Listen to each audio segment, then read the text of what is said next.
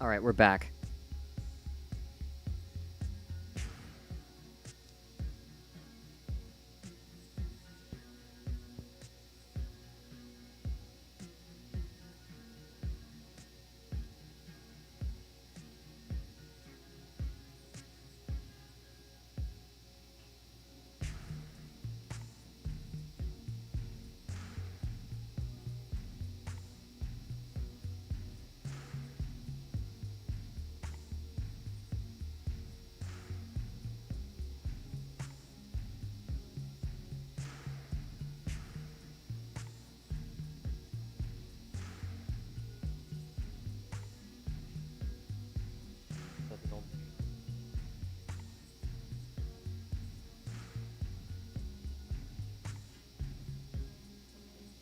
No.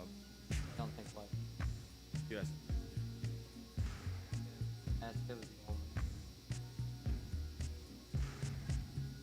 Better.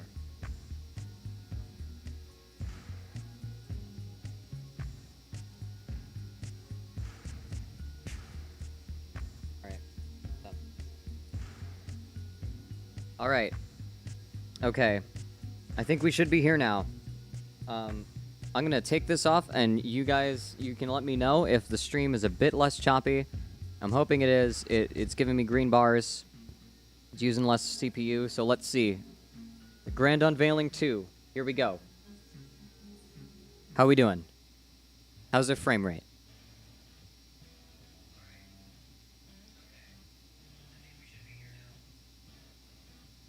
Okay.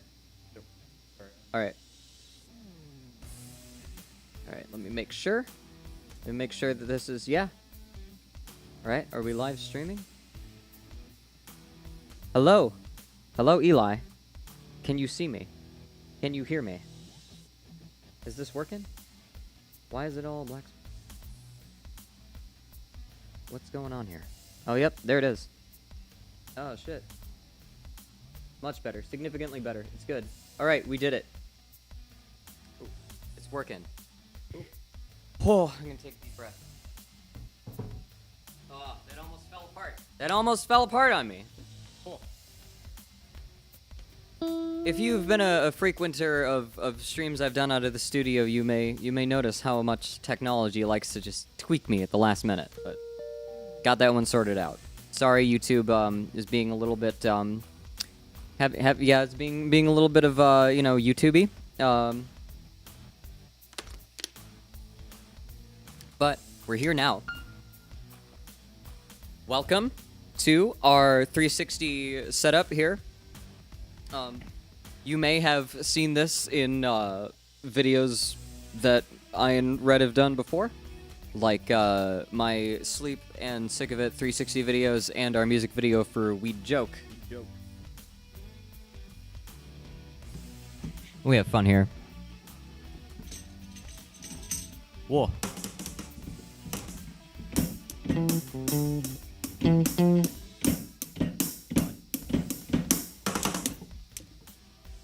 All right. You in the Panopticon, indeed. Yeah.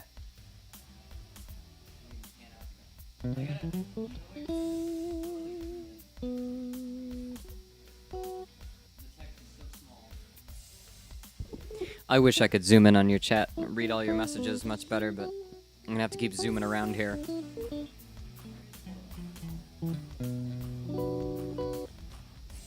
So, we got a bit of an itinerary today. We're gonna stream for like hour and a half, 2 hours maybe. We have been talking a while about like doing podcasty stuff about the harmonic series and music theory in general, and that's one of the things we're going to be getting into today.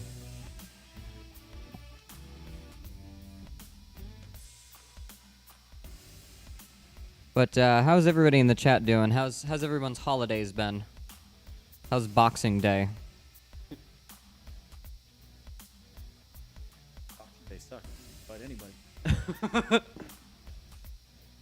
It's always next year. Yeah, it's like we should do like a culture-wide like white elephant party, Oh my god. but like you're allowed to like fight someone. Or like, no, or like, just like a culture-wide thing, and like, if you want someone's gift, like, you either have the choice to trade or you have to fight for it. You have to fight. You have to fight to defend like your good gifts from like the entire city. That'd be great. God. Could do that on like Yeah. Festivus. carriers. You're gonna have to lean into the mic more too, because it's gating you. I'm just pulling up the chat here so I can read. Oh, okay. Pretty good, nice and chill. Hell yeah. Comments. good Where's to hear. chat? Where'd chat go? Just had it. There we go, live chat. Holidays have been nice and peaceful. Yeah. I'm glad everything has been. I'm glad that, like, I think especially since a lot of people aren't traveling to go home to like visit family for holidays. I feel like a lot of people are just like chilling out and learning like you don't have to have a million obligations to be a zillion different places on Christmas. You can just wake up and take the day off Yep. and just lay around. Yep.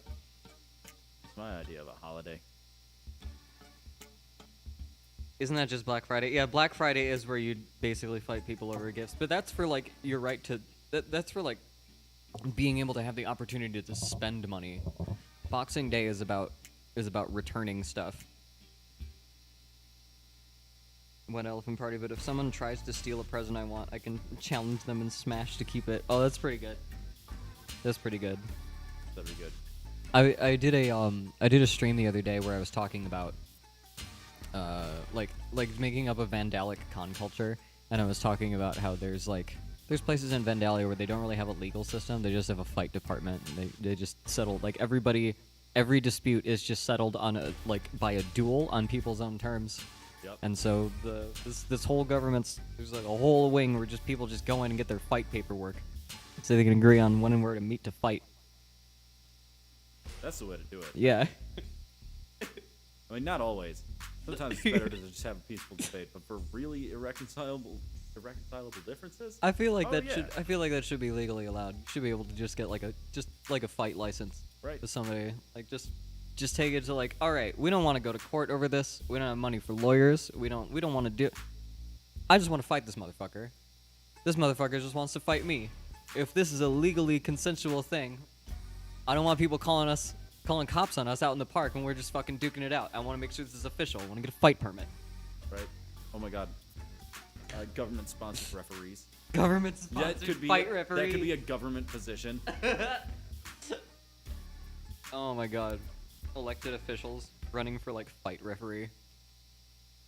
Oh my God. I want fight paperwork. I don't even want anything out of it. God. Just reinventing the 19th century law system. I mean, even a blind squirrel finds a nut once in a while. Like those there's like Silicon Valley developers that are talking about like, what if we could just try out programmers before hiring them? This is a revolutionary idea. And then like bunch of papers in like California are writing about like this is a crazy new way we can revolutionize labor and hiring, and then like it hits an audience and like any person who is outside that bubble sees that and is like, Oh, you mean an intern? you mean an intern? You mean unpaid internships? Is this like the groundbreaking shit you're like reaching into now? Anyway, history rhymes. History got bars. Oh hell yeah.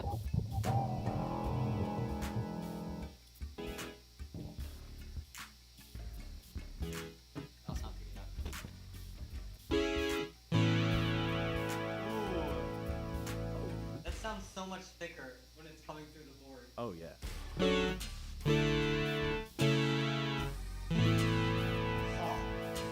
You can really hear that. Yeah.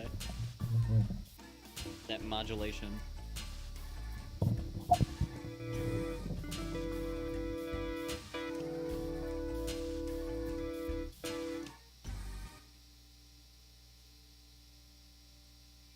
it's the harmonic series.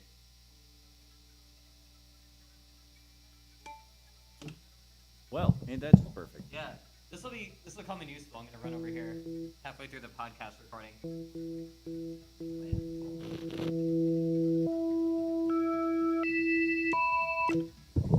All right, that's some Miss Puzzle ass sound and shit for you.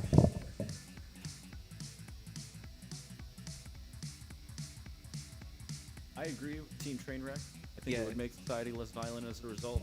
Yeah, Because people- as it is, everybody wants to fight. People got aggression. It'd just be great if there was a way for people to be like, you can fight. It's okay. And also, people wouldn't talk so much shit if they knew there was like a legal pathway to them fighting somebody. right? Like if they knew it could escalate to that, because then if it's a societal thing and you're talking shit, like you can get up to the point where you don't sign on to the fight paperwork, but then it's just like you look like a dumbass for talking so much shit if you're not willing to sign on to the fight, if you're not willing to make that official. Right? and as it is right now, because there's always something to lose in a fight, people have to be badder and thus more aggressive to get to a point where you will fight. So for a lot of people, by the time they get to that point, they're like, well, I'm going to jail anyway, might as well bring a knife. Yeah, Whereas right. if you just sign some paperwork and say, okay, 12 rounds, bare knuckle. Yeah. You're not going 12 rounds, for sure. Yeah. No. Um, Warrior Mail had it right all along. Absolutely. God, it's been so long since Warrior Mail. Make fighting something that you can settle for in civil court. Yeah. I think there is somewhere in either Washington or Oregon, some municipality that says, hey, mutual consent, fine. Duels are good. That used to be literally how our politics went. Mm-hmm. Like you would have a debate with some other prominent political figure that's like, I'm gonna run for president against you, and their comeback would be like, all right, I will duel you with a gun. We both get revolvers and we both shoot at each other. Like, and that was civilized discourse back then. Things have changed. Anyway, I don't have a pick on. Thank you.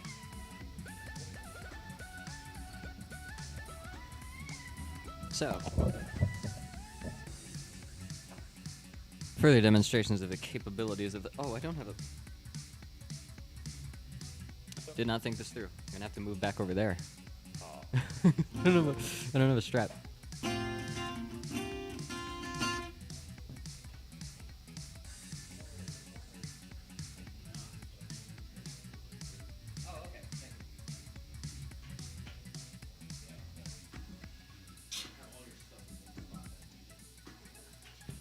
Also found the picture. Oh, good.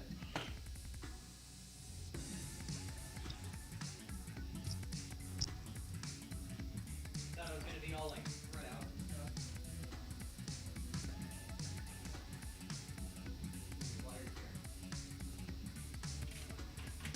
Right, that's better. I'm over here now.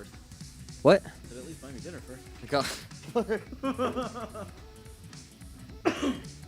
All right, I got my space. I got my space all managed here. Just gonna unload stuff.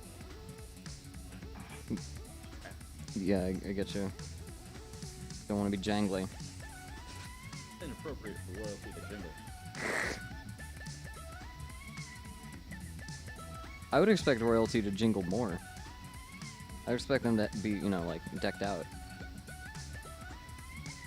You would think they've got a guy.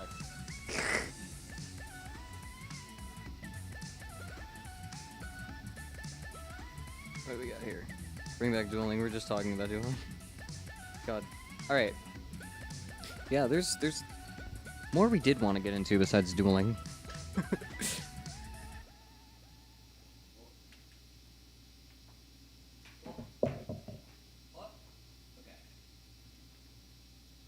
Gotta run all my controls here. God. All right. All right.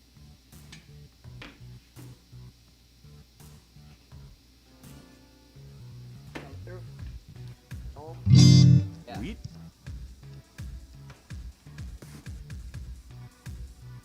Good.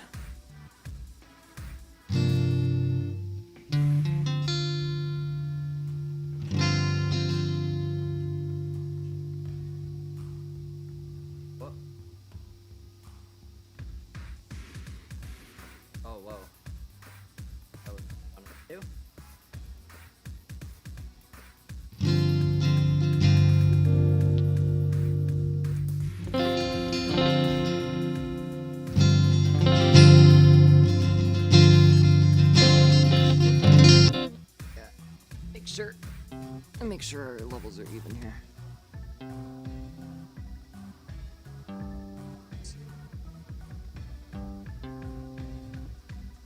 Oh, that's going. Okay. All right. Don't we all want to get into dueling? Yeah. Like it's fucking Yu-Gi-Oh up in here. I was just gonna make a joke. It's time to duel.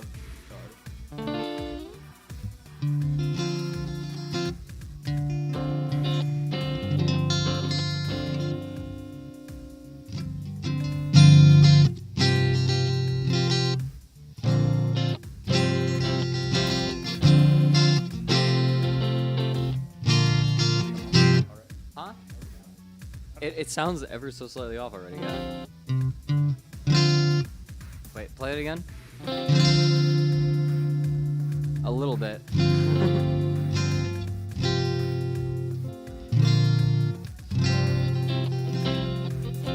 What pickup are you using, by the way? Neck. Oh, huh. Because usually I know like things will sound a little bit like too twangy if you use bridge pickup.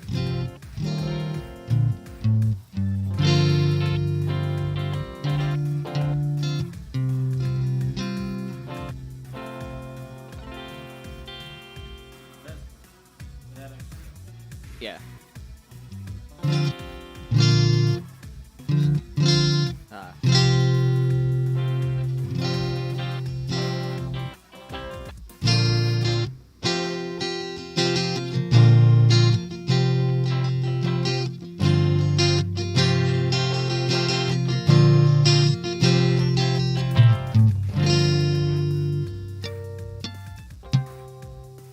Yeah, something already sounds sharp.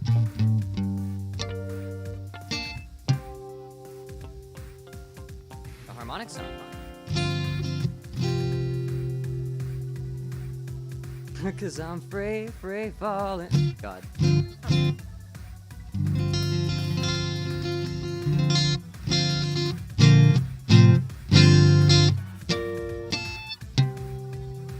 Wanna try to give this a run through, or are you still tuning in?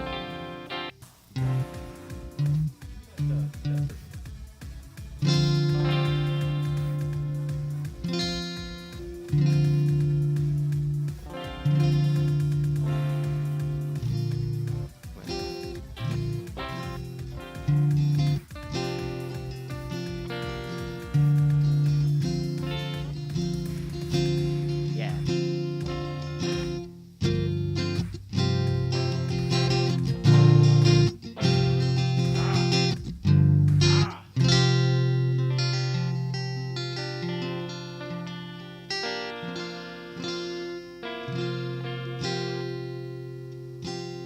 Finicky.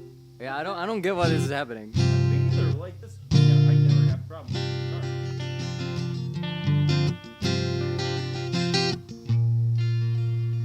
Give me a C.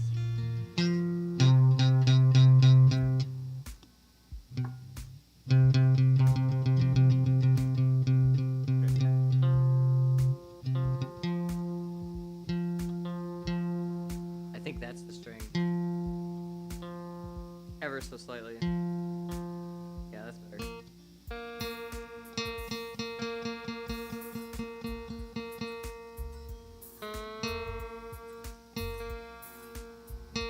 Yeah.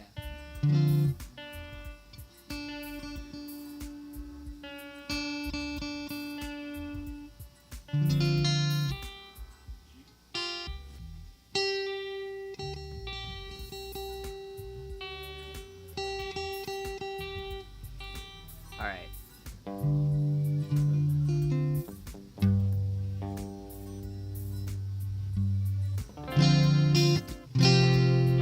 That's better. Finally. Much better. Yeah. I don't know. This guitar just keeps falling out of tune. I don't know what's up with that. Yeah. Could you move your mic a little bit closer, dude? Yeah. Okay. Yeah, this guitar just keeps falling out of tune. I don't know what's up with that. We got it now, though. Nice. Y'all want to hear a song? Who in the chat wants to hear a little ditty or two?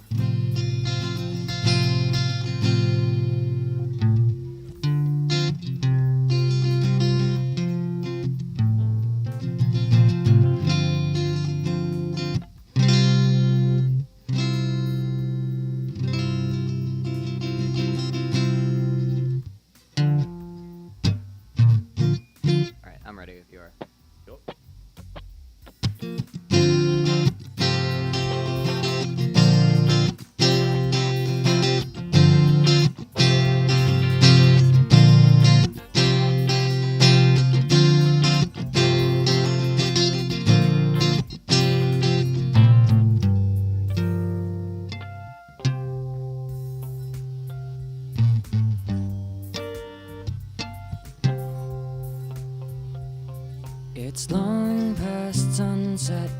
The weather's less than mild. I gotta walk, but most of where I go is less than a mile away. And I miss the quiet, I miss the dark, I miss all the things we had before this fell apart. In the shadows of the flicker fading, there's no one celebrating. There's no more solstices. You wonder why that is when all of us don't like how the world turns. Plotting out our lives on detailed charts. Though some of you may want the world to burn, the rest of us wish we could see the stars. Though it's hard to see through all the fake lights.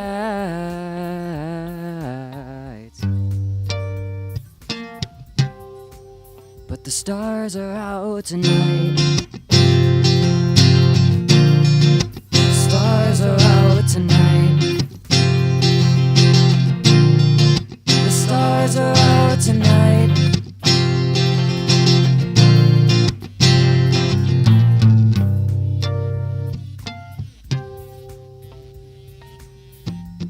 Tripping on pavement cracks, sidewalks uneven. The faces come and go, but they're all talking leaving. 'Cause they say they hate it here. I wouldn't disagree, but if you think the skies are clearer there, you'll be lost when all you see are shadows in the flicker fading, and no one's celebrating. There's no more solstices. You wonder why that is when all of us don't like how the world turns. Plotting out our lives on detailed charts. Though some of you may want the world to burn, the rest of us wish we could see the stars. Though it's hard to see through all the fake lights, but the stars are out tonight. The stars are out tonight. The stars are out tonight. Though it's hard to see through all the fake lights, but the stars are out tonight.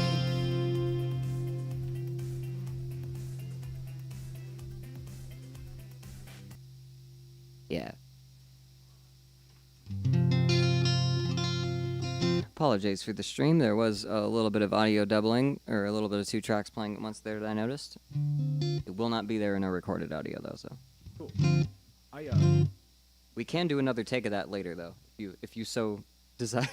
I'm not particularly concerned about it. Okay, what were you gonna say? The wires like, cutting in and out. Oh. So like for a lot of that, I was just hearing static. But luckily, Yeah, it's a little funky. That's It's all right. because of those adapters, or because of those like extenders. Right. Maybe if you brought the extender part closer. I don't know. It's pretty much it's sitting there. Yeah. So you weren't hearing my guitar like it was cutting in and out, or? I mean, everything was just like Oh. intermittently staticky. Oh, that's interesting. I mean, it's been like that. That's okay. For it. Yeah, I think that's headphones then. Yeah. Solving problems live on stream.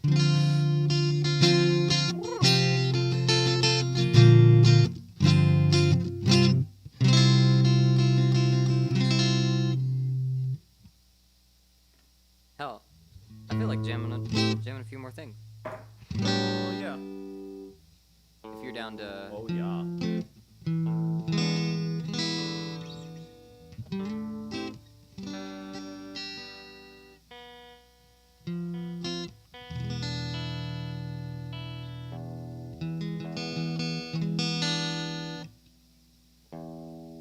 A minor chord. E minor? A. A minor?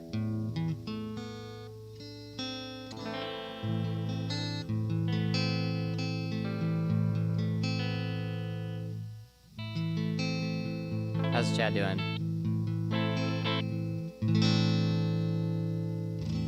Cool. to count it? Didn't even have to communicate what we were playing. It was just like, all right, here we go.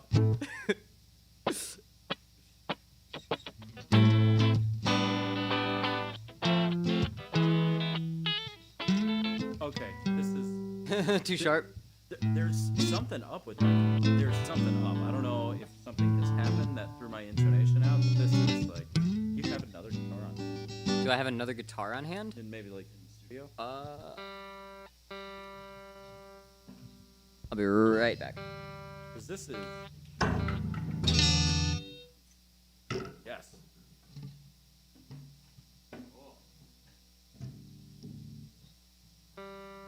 This is so bizarre. This shouldn't.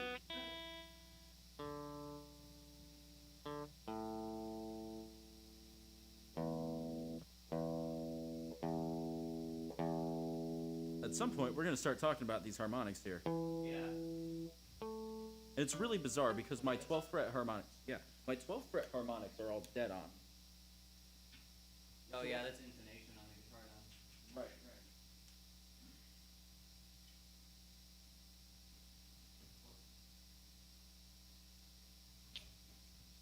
All right. Got some almost MCR Mama vibes from that last bit. Oh boy. I'm going to take that as a compliment. I like MCR, you know? MCR is pretty solid. Could be. I didn't have a lot of respect for My Chemical Romance until like listening to a lot of their stuff like later. Right. Then going back and realize like these guys went hard. Yeah.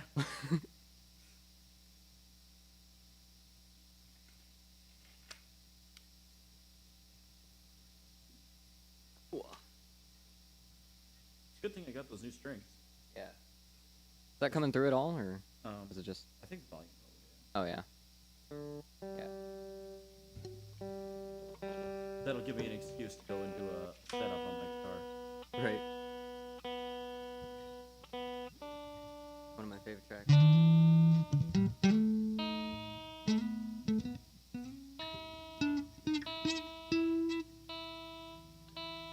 I think one of my favorite My Chemical Romance tracks is Teenagers. Oh, absolutely. Just They also did a really good cover of Astro Zombies by. yeah.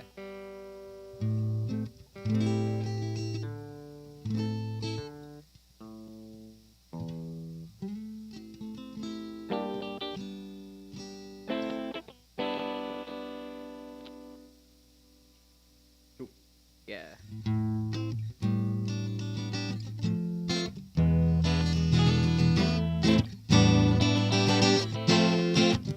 More time through.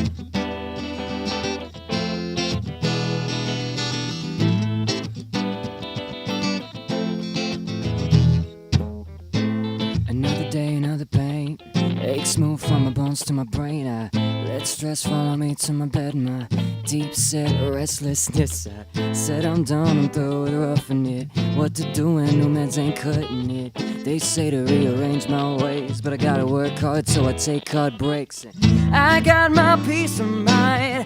I get to sleep alright. I don't need nothing. I already smoked. I'm feeling the vapors. You burn and breathe through paper. Returning leaf for later. It's been there since I woke. There's something off about the way I operate. I've had enough of how they say to medicate. But I got magic in my body chemistry. I got my herbal remedies. I get through my tape by day with herbal remedies. I get through my tape by day with herbal remedies. I'm upright and breathing, sometimes I feel like I'm uptight and heaving. All night up on the fright for real, all hyped up trying to fight the feeling. I'm awoke and I hope I'm open to figure out how to cope, how I wanna evoke folks to invoke a joke or two. It's dope. Evoke smoke in the prana. I got my peace of mind. I get to sleep alright. I don't need nothing. I ain't already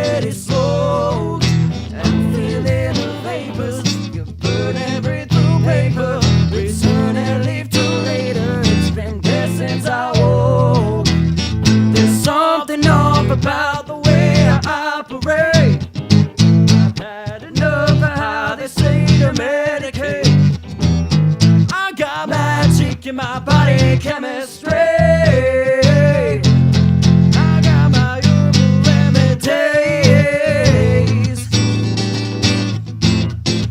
I get through my day by day with herbal remedies.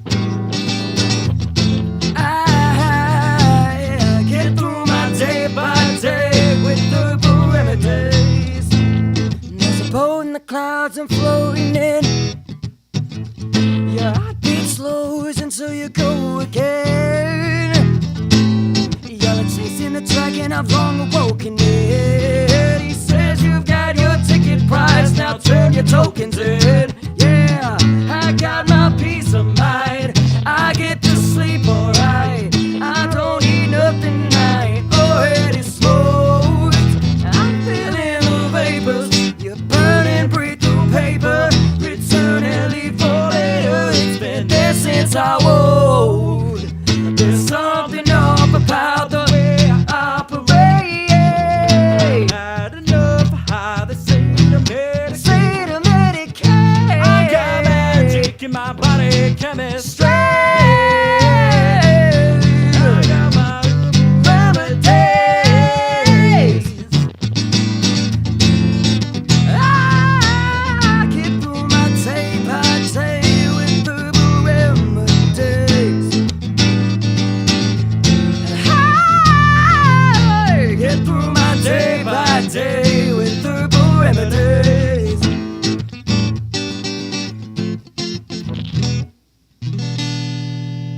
Yeah. All right.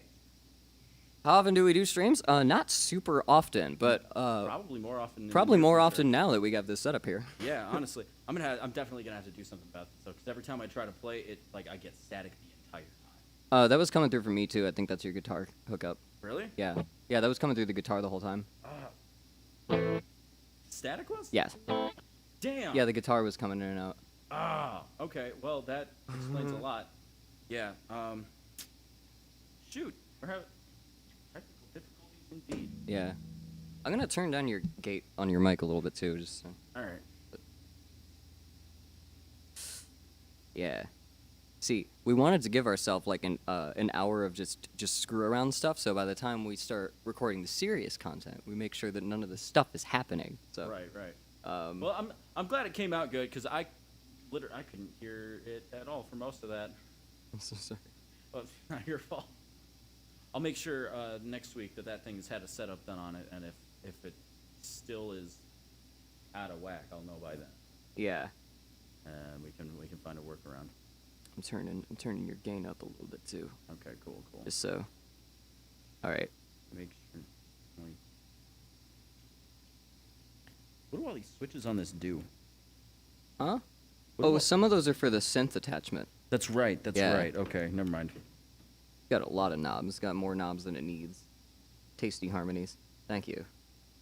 Like the 4 knobs, I'm not too worried about, and I know what the pickup selector does, but it's just these switches in particular, I'm real curious about. But I know what it does now.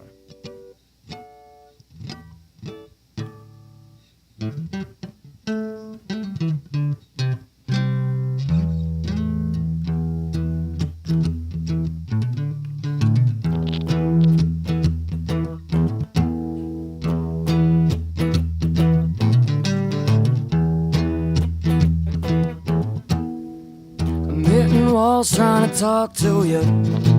I don't know what I gotta offer you. I know we both speak the same damn language, but your whole crew's got some rules to loose. Got some antic dilemmas with whatever. No, we ain't seeing eye to eye. Why try to fight the stomachs for the better when your kids even get shit right? So if you can't get over or around it, sometimes you gotta barge right through. The words don't mean the same when I'm talking to you.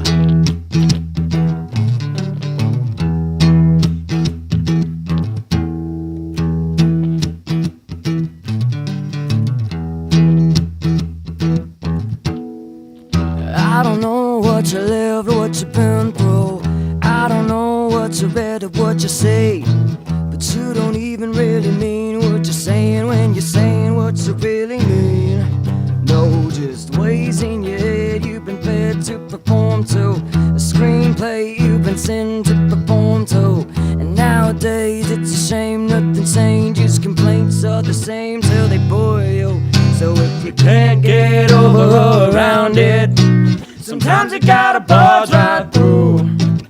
But words don't mean the same when I'm talking to you.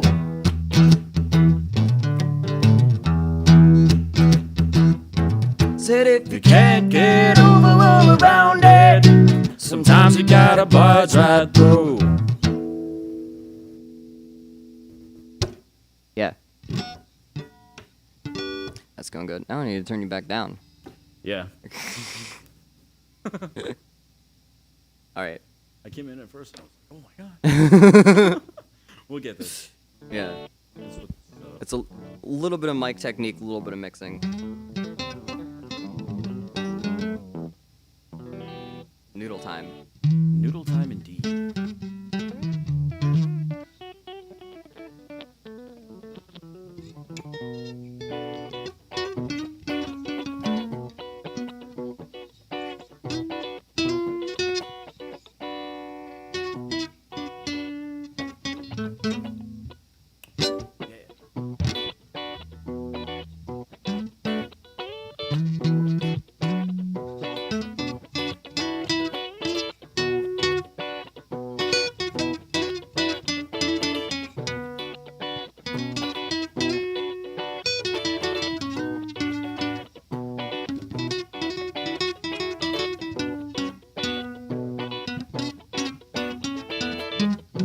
Ah.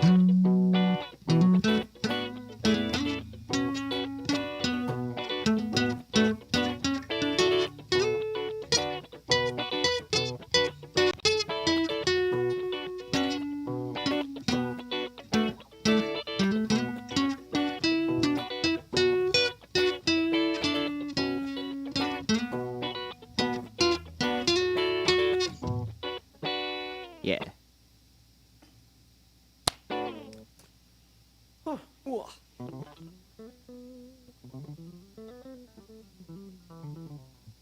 Hell yeah. All right. All right. All right. I think I'm pretty ready to get into the podcast stuff. Yeet. I'm gonna send the stream into Moon Voidland Moon boy.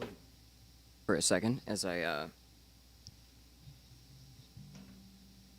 get ready to go on this actual podcast recording bit of this. So I will be right back, or we both of us will be right back.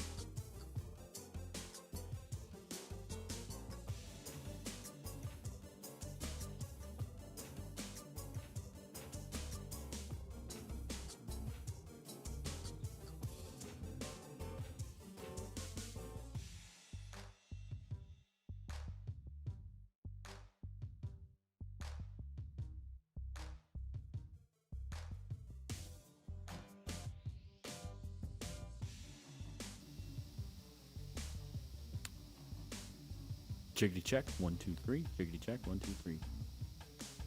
Testing. Testes. 1, 2, 3. Testing. Testing. Testing 1, 2, 3. Sorry about that. Mic squeal. Hoot. Are we back? Are we live? No, I'm dead. Oh, that sucks. Yeah. I was hoping we could get the podcast recorded.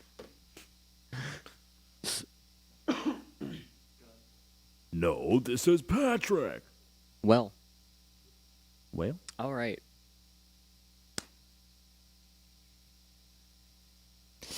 Hello, everybody. Ahoy. Welcome back. Hell yeah. All right. We dip to the moon one last time, so when I fade up, we can do like the intro. Intro.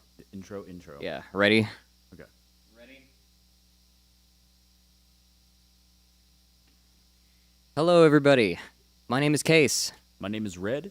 and today we are talking about the Harmonics series. Welcome to the Harmonicast, the Harmonics series, a podcast where we talk about The Harmonics series. the Harmonics series.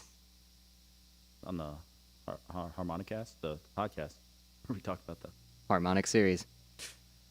good So, series. this is a project that we've talked about for a little bit. We've been making music together for about 10 years. If you don't know anything about music, or you do know anything about music, I assure you, the Harmonic series is interesting and relevant to what you do. If you've heard of the Harmonic series before, if you know anything about it, maybe you have some musical training, let us know in the comments when you first learned about the Harmonic series and what your first impressions of it were.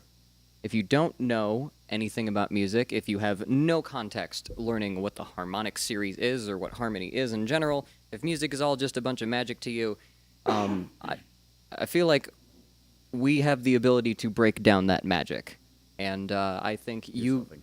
Huh? Here's hoping. Here's hoping. That's what we're gonna try to do. Yeah, because harmony isn't just like a musical subject in the same way that a lot of other artistic things are really. There is a lot of subjectiveness, but there's also a lot of things that are just like the rules that the universe runs on, like Right. relevant to all of reality. So even if you don't play music, even if you don't listen to music that often, if you use language, if you are on a planet that is orbiting another planet, if you've ever seen a geometric shape, if you know like what prime numbers are, how web traffic cycles work, how color works, and the words that we use for it, God, what else? There are a great many things to which the Harmonic Seasons? series applies. Yeah. Time measurement in general, every single mythology in how scriptures are written with the symbolism between. Anyway, there's a lot.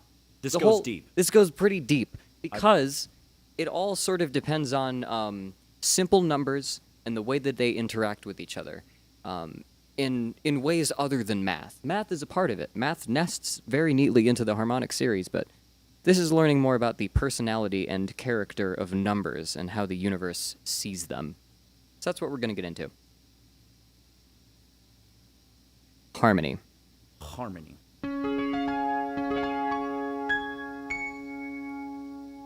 Yeah. Yeah. So. I mean, let's get into it. Yeah. Um, Actually, wait. Sure. It's a proper intro. I don't know how audible that was. God. Sorry, I had to give you all an 80s synth chord. Got it. Got to make this properly educational. All right. So, tones, harmony, notes, frequency, reality. If you've been around the internet in the past few years, you've probably heard that everything is waves. You've probably heard that sentiment that all of reality sort of breaks down to waves or clouds of probability. Well, music, obviously, is mostly waves. In fact, it is entirely waves. all waves of given frequencies. This is the start of harmony, and it is the steady frequency. A frequency can be anything that happens in a regular period. So, Seasons, seasons. day and night. God, how If- often? If you only shower once a week. Yeah. No, That is- I hope you don't only shower once a week. Yeah, please practice hygiene. It's good for you. It helps you maintain homeostasis. Keeps things pleasant for the people around you. But basically, anything as long as it is a regular period, like a year. If I were to clap right now and then come back on December 27th in 2021 and clap again, I will be clapping in a frequency of 1 year. Yes. If I were to clap right now at 2:49 p.m. and then come back tomorrow on Monday and wait until 2:49 p.m. and come back and clap in front of this microphone, I will be clapping at a frequency of 1 day. Now, I can't really demonstrate that for you on a podcast that's only supposed to be an hour long. So, we're going to have to shrink the interval of this frequency a bit. And of course, it will still be a frequency as long as it's regular. So, how about one clap every second instead? How about in half? Or wait. Keep clapping. We got drums. Keep clapping. And in half again.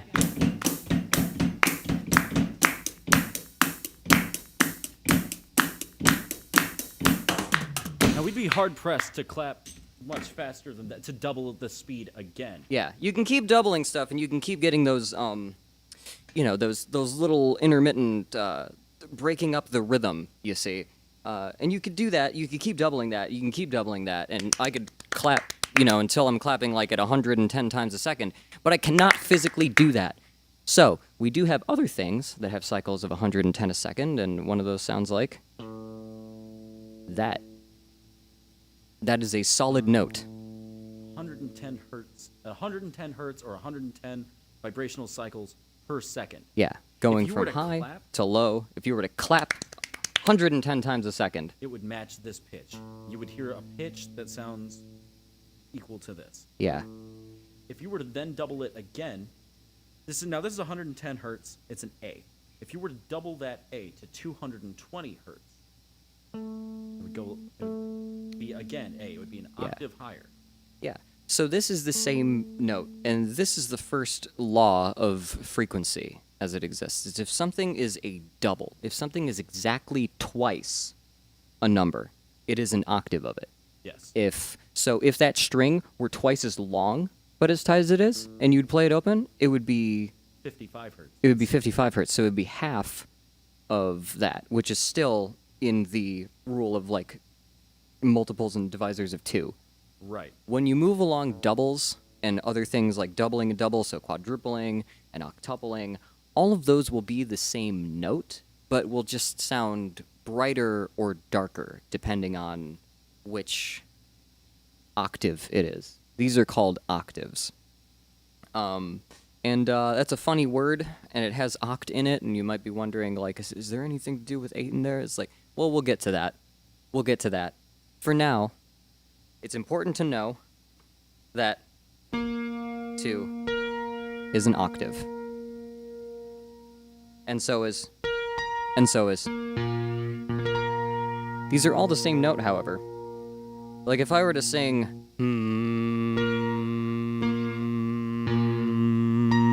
that's in unison with all of those. Right. So, Can you sing that again? Just to give an example of something that's not in unison. Now we have different characteristics because the notes that are being played here are not a double of the frequency that we started with. yeah. So this is the beginning of discordance, basically, of noise. There are some frequencies that go perfectly together, and there are some frequencies that don't go together at all. And in the middle, there's a lot of ways that frequencies can interact with each other that form tones, that form harmony. And while root is simply like one aspect of this, the simplest aspect of it, you have one and then you have two. It's pretty simple logic. There's a window that opens us up to a whole other world of complexity.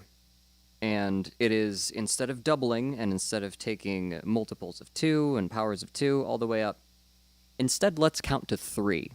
So instead of clapping 110 times a second, or 220 times a second, let's clap 330 times a second. That is a new note.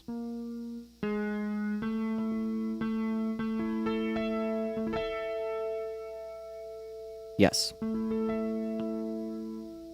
And this, on a guitar, is known as a power chord. This sounds powerful. Yeah. The earliest we've known about this is called the dominant interval. Also because it's just dominant, just dominates the whole scale.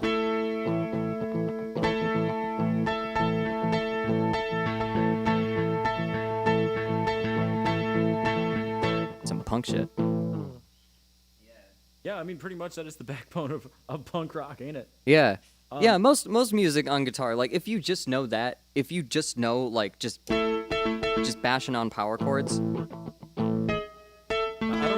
I don't know how closely you can see my hands from this camera angle. Right. But if you look, my fingers aren't really changing position as I move from one chord to the next. They're Yeah. just moving around the neck. Yeah. And that's another thing that's important about this. Now that we've gotten to a note that's different than the note we started with, this is the relative thing with harmony, where wherever you start, the notes that come off of the harmonic series from it will be related to the root you started with. So the reason that you can just move that shape around is because those notes are in a perfect distance from each other all the time. So that shape is the same no matter where you're playing it. So if you were to do if you were to play up the harmonic series on the A string again, just to yeah, you can also do that with the same spaces on that string in a lower key if you wanted to. Like E string? Oh yeah.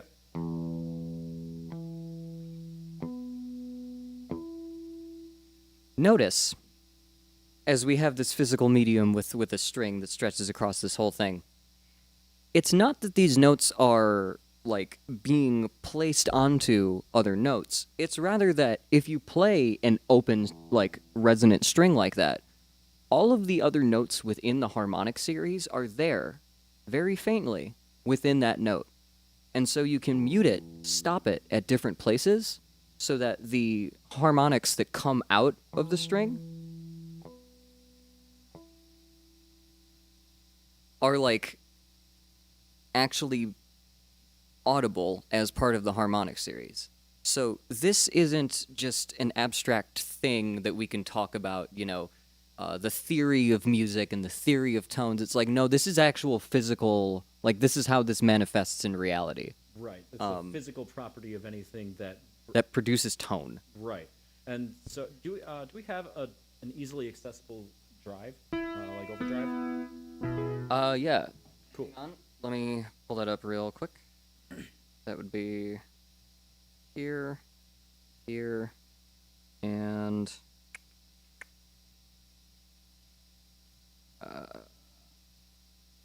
how's this? I'm cranking your gain.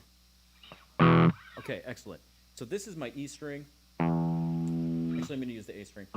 This is my A string. It vibrates at 110 cycles per second. Yes. And between here and half the length of the string, we have every note between A and A an octave up. Yep.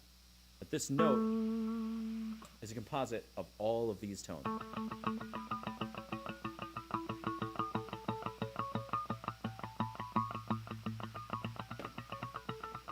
So every note that you hear ringing through clearly is a multiple of 110 hertz. It's 110, 220, 330, 440, 550, and so on. Yeah.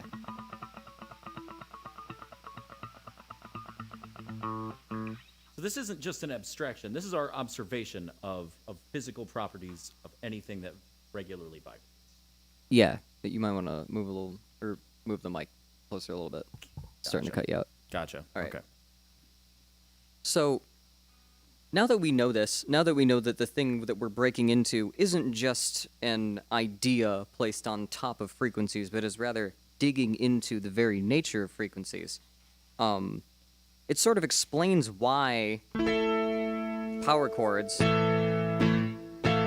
just sound so fundamental, because to like music, just because they operate on a very, very, very simple part of the harmonic series, Right. and that is nature counting from 2 to 3. Sounds like that. I can't clap, every 2 and every 3 days to demonstrate that, but if you were to slow down this interval into a polyrhythm, it would sound something like something like that. 3/2.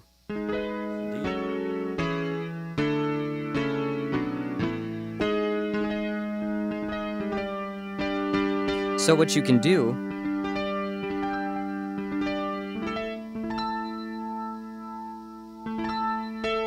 So what if you started off of not just that root with the power chord, but try to play a chord off of the dominant of that power chord?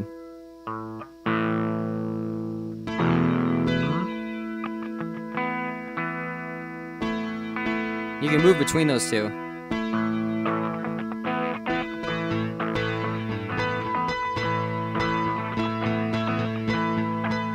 So, we're getting somewhere. This is the beginning of chord motion.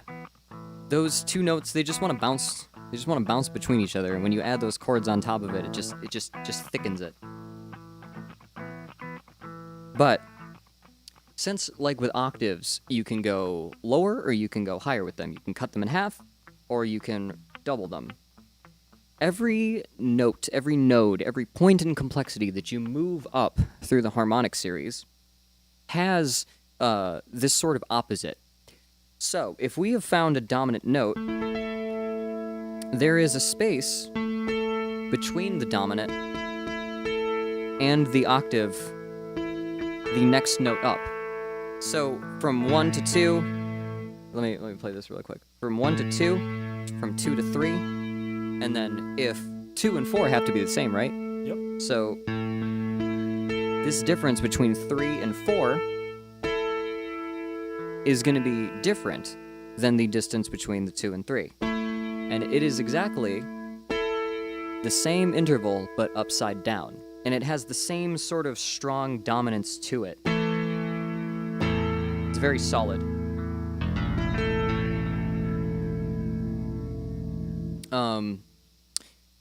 But this... Let me back up here. We're just talking about the dominant. So, this extra note we call the subdominant, and it is something that we can infer from these chords. I'm losing my place. I keep losing where this is supposed to go to. Could Gotcha. edit this out, but I'm trying to think. Oh, It's just to play along the 1-4-5. Yeah. Yeah. All right. I'll get back into it. All right. So now that we've found the dominant and its opposite, that's called the subdominant, and you can play that with chords off the dominant and with chords off of the root frequency, the fundamental. Or wait, you were starting on A? Then a power chord down from A would be...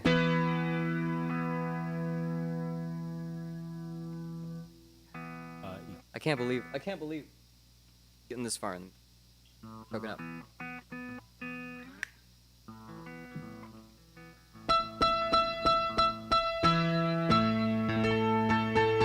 Let me start one more time. Okay, so if we have that distance between... This is the piece I was looking for, okay. So if we have that distance between our fundamental and our dominant. Start over one more time. I'm sorry, everybody. I'm between like bullet points and like 3 stages of revision in my brain, and I'm trying to get to this next point, and it's screwing me up. The next like 3 things I have to say. Okay. But if you have that fundamental, you have a dominant, you're playing off of it, you can infer that distance from the fundamental to the dominant, and then flip it upside down, so you have a subdominant chord instead, or a subdominant interval instead. And then if you take off of that and you play a dominant into that, you now have a whole different chord that you can bounce between. So like, let's go...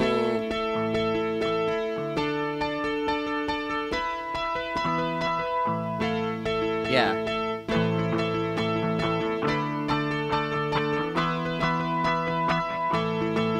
We got our root, Yeah. subdominant, dominant, back to our root. And that is already sounding like music, and we've only really learned 3 notes so far. Right. We're using all of the information that we've gathered from learning 3 notes. notes, and we already have something that sounds like a pop punk song from the 90s. Yeah. So, Suicide commando that your mama talked about. Getting off the 40 things that I'm here in the vein of the establishment. Yeah. That is a. yeah. I mean, it's a lot of songs. I mean, honestly.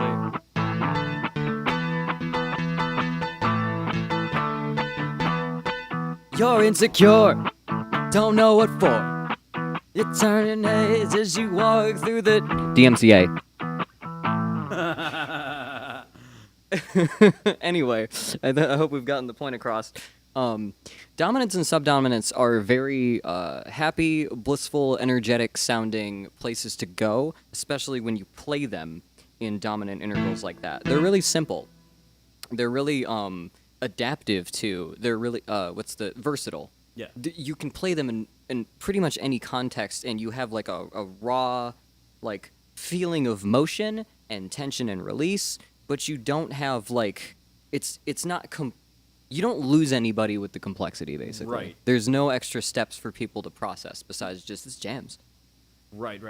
There's no kind of off-putting addition of color or tonality. Yeah. It's just the simplest kind of harmony, because all we're only using the first 4 multiples Yeah. of the note we started with to begin with. Yeah, so we just got through 1,000, we just skipped 1,000 years of musical evolution. Yeah. And we got to 90s pop punk. All right, let's wrap it up. We're done. Don't need to know shit else. Anyway. So. There's a whole other world to the dominant, and that is actually the entirety of Western music. Pretty much. Yeah, so the second part of this, instead of just chords, we've learned how to get 3 notes from just stacking the distance between the 2 to 3 interval, basically. So if we stacked that once, like in a different way, and we got a different interval, I feel like if you were to keep stacking it, you obviously wouldn't hit the octave again. You would hit something higher than it.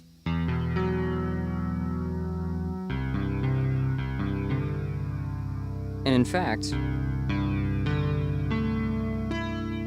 if you keep going,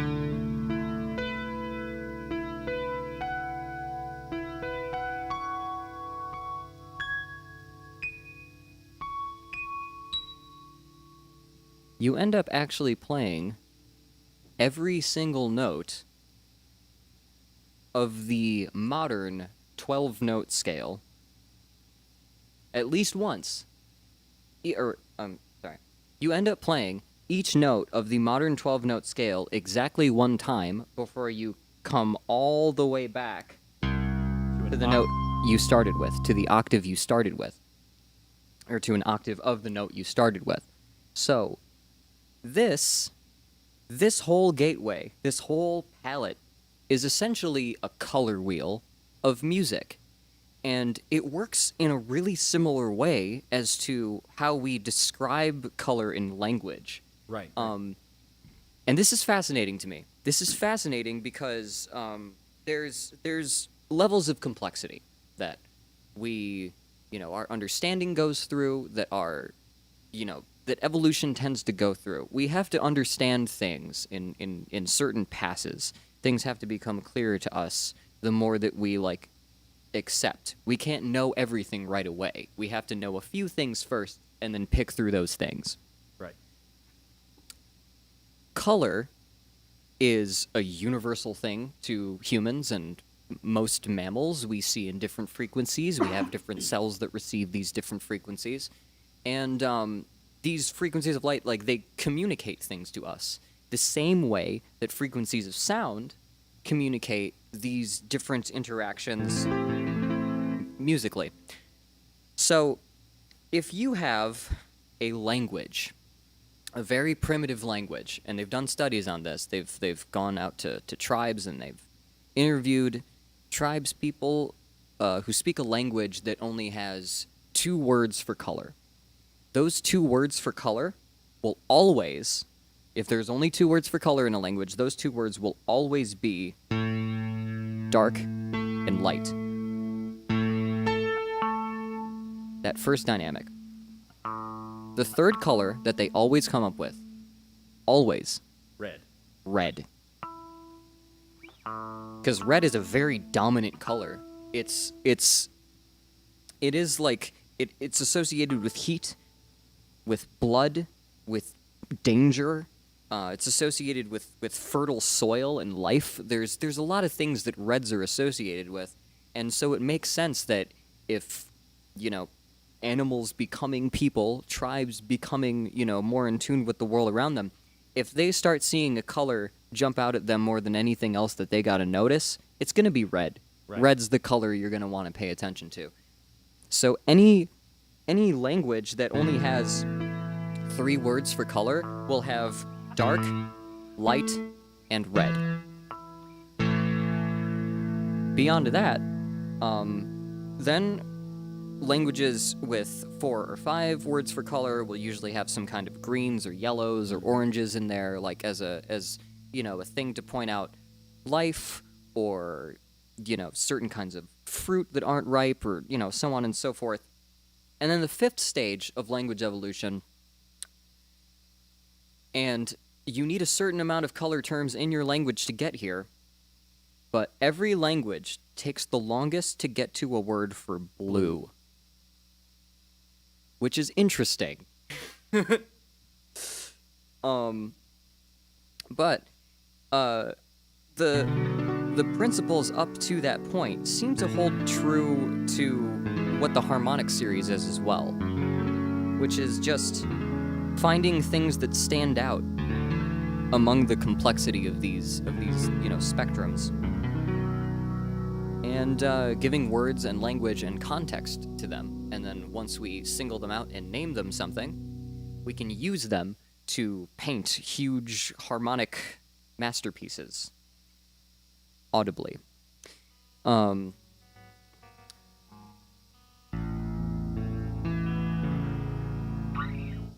Yeah.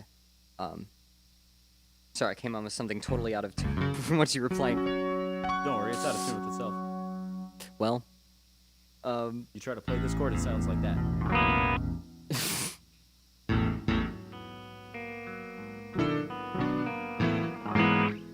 let's talk about noise. All right, noise section over. Okay. So, so we have this color palette that stacks up the dominant interval, and as you can guess, the subdominant interval also has its own color palette associated with it. It's just the inverse of the other one, and it's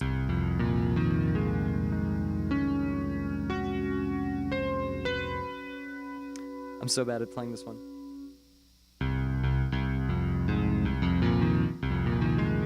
Actually, it's the bottom couple strings of a guitar. Oh yeah. Subdominant interval is pretty important too. But you end up getting the whole palette again. I could play up and down a couple times, but I did that already with the circle of fifths. You get the idea. The subdominant and dominant wheels that stack intervals and wind up back where they started only after hitting every other like equal temperament note. This is the basis for the rest of terminology in music as we practice it now. And it's interesting that it is, because there is a little mathematical tidbit that will reveal to you that all of this with the dominant and these notes and, you know, the way that these keyboards are shaped and the ways that those frets are laid out, all of this is a very, very calculated compromise to deal with a lie that exists in the dominant frequency. So, the lie is this. You can't actually stack things times 3 times 3 times 3 times 3 times 3 forever and end up with a multiple of 2. You can't end up with a power of 2 if you're multiplying something only by 3. That's just mathematically, you're not going to get there. Evens and threvens can never meet. They can start from the same root, but they can never actually converge again. So what we have to do is we have to say, okay, dominant interval, I realize you are perfect. I realize that is how we regard you. I realize that you are necessary for any other music that we wish to create, and making any other sense of any of this. We understand that you are important, but if we were to follow you to the T, we would be led into just this obscure land where everything is ever so slightly sharp or flat. So, we have to say, we're going to tweak you a little bit, just a tiny bit, just enough so that when we multiply you enough by 3, you will conveniently end up at an octave of where you started. We cheat that ever so slightly. We cheat it ever so slightly to ensure that our dominant is not purely perfect. Because if it would run our scale off the map, off the keyboard. It would be completely unruly. We wouldn't be able to keep it in check. So, and that wound up actually initiating music theory debate for centuries. Yeah. We spent centuries getting to 12-tone equal temperament before we realized that was probably the optimal way to do things. So yeah, we have this circle of dominance where you start on a note and you play its dominant, and then you play that note's dominant, and then you play that note's dominant. You do this cycle 12 times, and you end up with an approximate octave of where you began. Yeah. That's why we divide it. That's why we divide our octave into 12 tones. Anytime you play a note and a note twice its frequency, there are 12 notes that modern Western music is going to recognize in between that space. Yep. And this sort of circle of dominance or subdominance is where that derives from. Yeah. But again, it's only an approximation. Yes. And as we move through this, the next few harmonics that we're going to find don't exactly fall on this equal temperament grid. We just have to approximate them as we demonstrate them, because these are the tools we are given. This is the reality we're in. We live in the world of the dominant. We made this deal a long time ago, and so we're stuck with it. But it seems to be the most useful way to go about things when you have to divide stuff. So, okay, dominant, we let you have your way. So, we have gotten to counting to 3. And from counting to 3, we found out what 2s can do to notes and what 3s can do to notes and how far you can take those. We've learned some interesting things about the cycles that make them up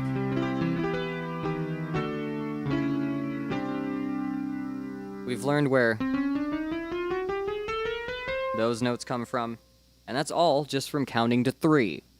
Crazy. 3. So, obviously there's more numbers than 3. I'm pretty sure. Are there?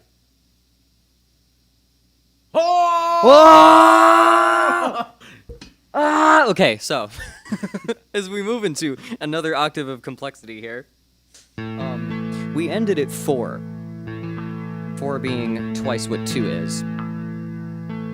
So we're gonna end up counting to one number above 4. Actually, we're gonna end up counting to 8, because if you double 4, That's 8. that's 8. So we got another octave in there to fill. We've got our next octave of complexity. It's Yes. 110 hertz, 220, 330, 440. We're about to go through 550, 660, 770, and 880. Yep. Now, mind you, you can start with any number and apply this pattern, but 110s are really easy to count. Yeah. It's the easiest frequency Oh, yeah. for us to count. We wouldn't want to have to start with like 85.6 or something. Yeah, no, that's it's a be bit enough. too unruly. And 432 is a bit mathy to start with. Clownhound says you have no proof of numbers more than 3.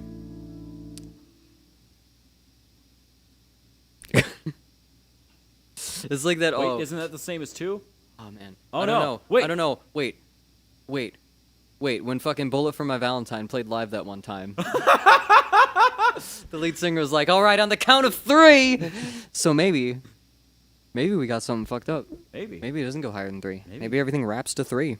Maybe Matt Tuck knows more about this than we know. Anyway. Oh.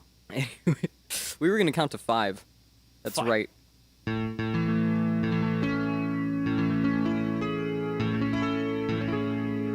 Wait, is that right? No, it's that. Yeah, there we go. So, we've learned from the law of octaves where our boundaries are for this, and we've also learned from the law of octaves that the number 6 in this 4, 5, 6, 7. 6 is just twice what 3 is, so that's the same thing as 3. Yeah, so we don't even need to talk about that. So, if these... That's just the dominant, but higher. Yeah. Where the hell is that? Actually, I can't play A major. It's messing me up. Let me switch. That's easier. Let's see. Yeah. Now we introduce this monstrosity here.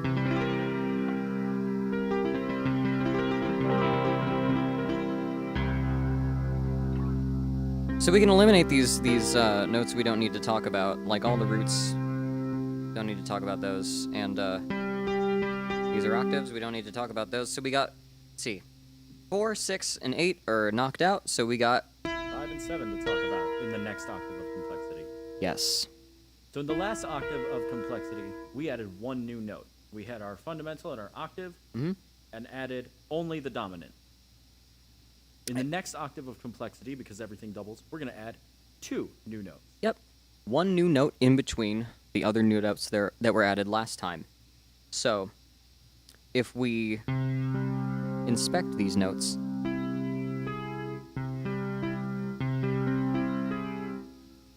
can't play.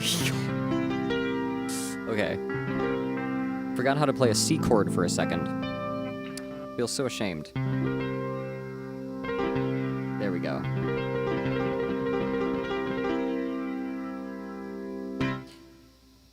When nature counts to 5, it sounds really, really pleasant. Just...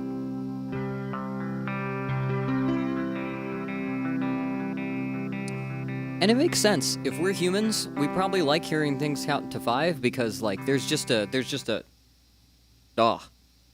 We have these hands. Our faces are shaped in, like, you know, pentagons and pentagrams overlaid in each other with all our proportions between stuff.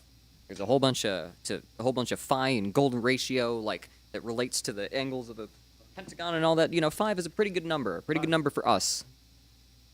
Got some 5-ness to it. Yeah. It's the most number of sides you can have on a regular polygon and make a platonic solid out of it. That's true. And it is the only number of sides you can have on a regular polygon that can only tile in 3D space. That's right. Yeah. So, 5 is a pretty important number to us in particular, and so it makes sense that we give a lot of cosmic importance to this happy little simple interval. Doesn't hurt that it's a really simple interval. It's a 5-4 ratio. Oh yeah. 550 to 440. Yeah. If we're starting with A. Yeah, and if I were to clap that, it would sound like... Pass the goddamn butter. Pass the goddamn butter. like that. And it also sounds skippy, triumphant. It just, there's just a whole character to this.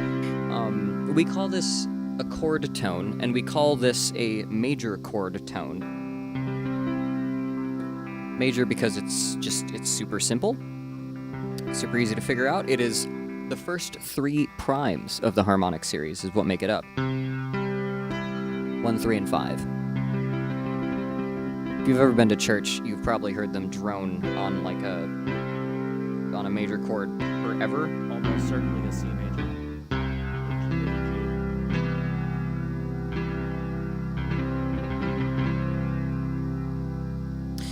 So, this tone in particular, as a chord tone, is defined by the fact that it comes between the root and the dominant. So, when you have these notes within 1 octave, it is sort of just neatly right in the middle of them. It's so nice, so pleasant. I could just sit here playing major chords all day. But there's a whole other note in this octave we got to explore. Yeah, there is. Yeah. So, whereas the major chord, the major tonality, has a simplicity and a joy and an openness to it. It's not complex. You don't really need to know anything or think anything or have any attachments to it to understand. Oh, that sounds pretty good. Sounds pretty pleasant. There is an opposite to this called minor chord tonality, and that's complex, and there's like 2 or 3 versions of it, and we're not going to get into it right now, but it's what this chord tone introduces, the role of major and minor. So we have 5, 6, and now the most interesting note of them all, the one that doesn't sound quite so pleasant, or quite so powerful, or quite so fitting, but that we still must acknowledge as a part of the harmonic series and use it appropriately.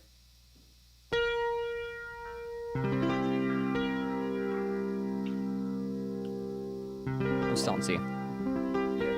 Oh, is it your sound turned down?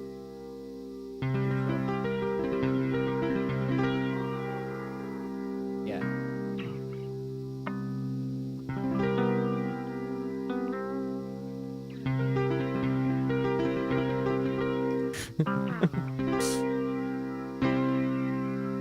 Gotta give him that resolution. So counting to 5 is really simple, but counting to 7 introduces this weird, a lot of people might know it as like the barbershop quartet, the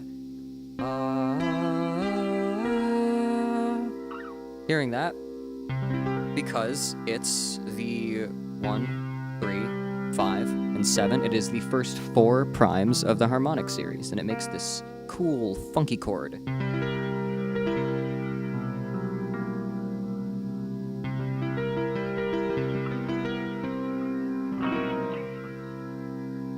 This is also, if you're watching in the 360 video and you can see my fingers, you can also see that in C, which is normally all white keys, to play this chord I have to add this 1 black key up top.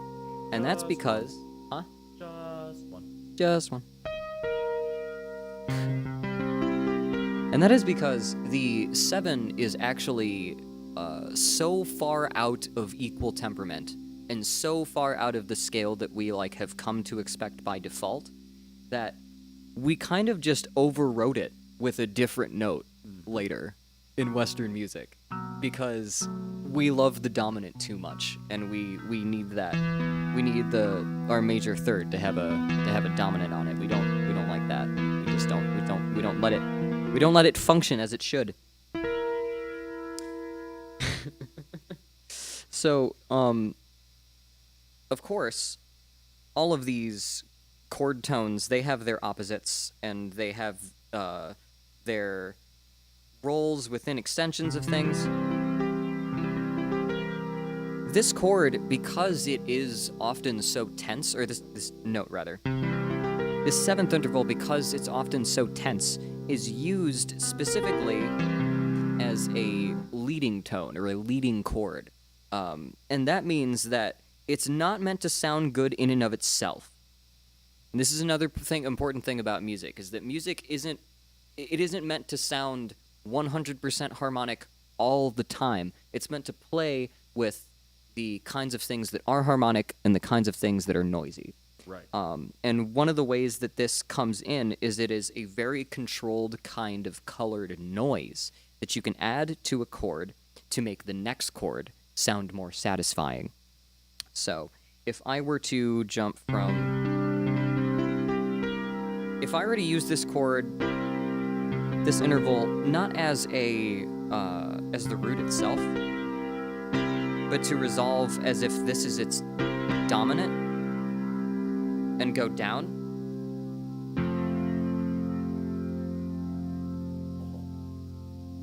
Sounds fantastic, doesn't it?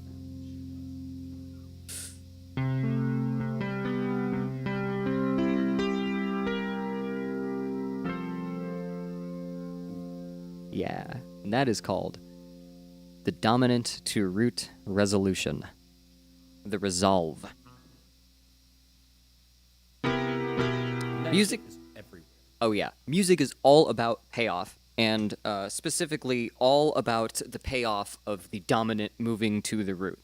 Every chord progression that you end up with is going to have some kind of motion where it gets to one of these chords, and then it finds its way either immediately or with one or two chords in between back to its root.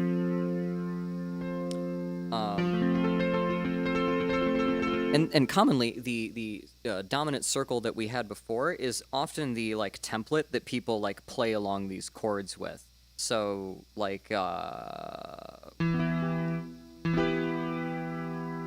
see, it's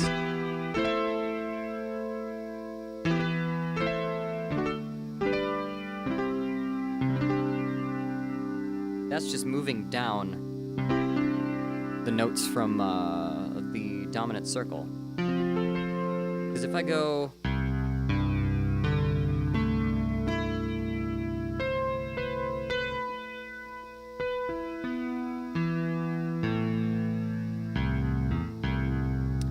If I start on...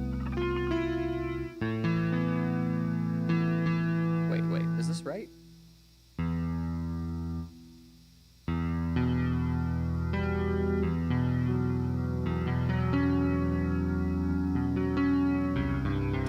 Getting lost again.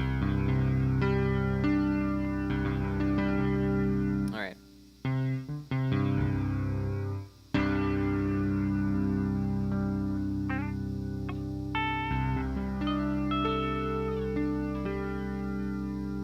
So if I have this, oh, that's why. I wasn't playing a fifth in there, right? So if I start here,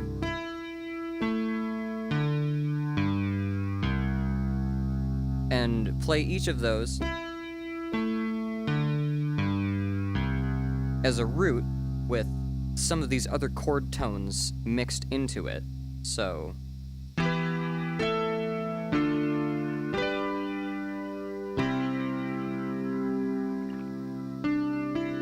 it's really satisfying to move around in.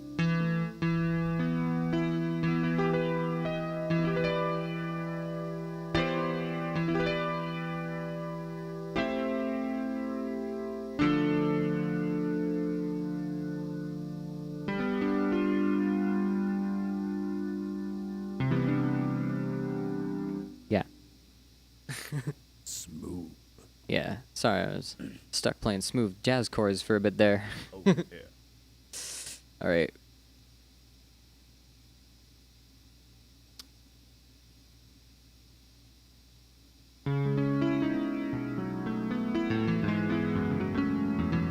I think there's only really a few other things I'd want to explain about these notes in this octave of complexity before I think we've explained enough about the harmonic series for today. And that is, like we learned about new notes and new intervals and the importance of them from the dominant and from the octaves, and now we have these other intervals in between this octave itself that form different intervals that we haven't found yet from root. So, if you were to take the distance between 4 to 5 to 6, and you were to take away that 4, this is called a minor chord tone, the same way that this is a major chord tone.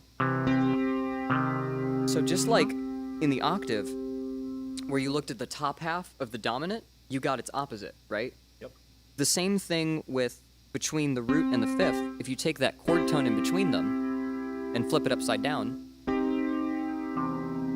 you get its opposite, which is major. And I think that's fantastic. There's also, just in between here, there is this ugly interval here. Or actually, before getting into that, because there's some cool shit we could say about that, and I'd want to save that. But so we have major and minor chord tones, and we can get way more into that. The next time we do this, we'll be talking about scales more and how those come to be. I got some thoughts on Julian, I got some thoughts on scales. Ooh. I have a lot of thoughts on scales too, but I'm saving them. I tried to tell my lizard, he didn't want to hear it. Anyway, another gap that you can take in with this major chord tone is by the distance between it and the next octave. This 5 to 8 frequency is also known as a major sixth. Or no, sorry, a minor sixth in Western music, terminology and stuff. But really, it's just nature counting to 5, upside down. And in fact, if you stack nature counting to 5, you get that, and then it wraps back around to the octave. And this is a whole chord. Yeah, this is a whole chord called an augmented chord. And it's augmented because you take what would be the 1-3-5 chord from the harmonic series, and you just augment the dominant. Because the dominant's the important one. It's the only... It's the important one. Yeah. We talk about it a lot. It's the thing that that lets us establish other kinds of harmony. Yeah. With ease. Yeah. And so a lot of time when we bring stuff like this up, the way that the dominant plays into things is going to be... it tends to have something to do with the nomenclature. But there is one thing, this one note, this one interval that has an interesting name, and I'm actually not entirely sure where it came from, but it is the harmonic distance between the 5th node and the 7th node. Pretty ugly.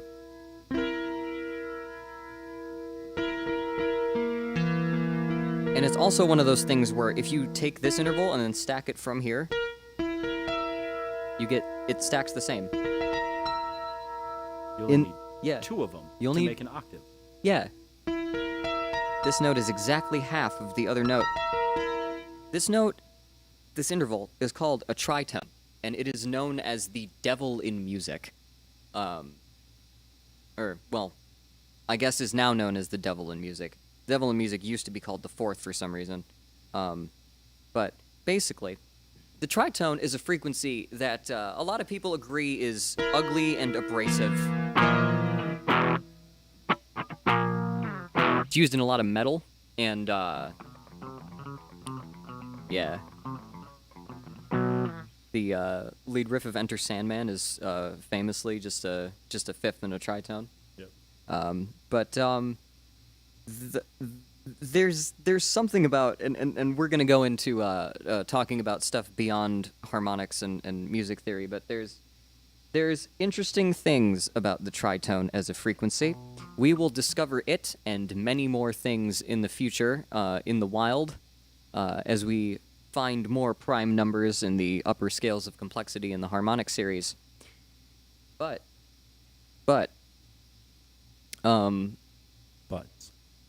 let's talk a bit about how important outside of music some of these frequency ratios are, because oh my god, over the past few years we've picked up a few things that, knowing music theory and kind of having a basis for, okay, these are how these frequencies interact, these are how these things interact, we started seeing more and more scientific research and other things that have been known but not really connected together that had to do with the harmonic series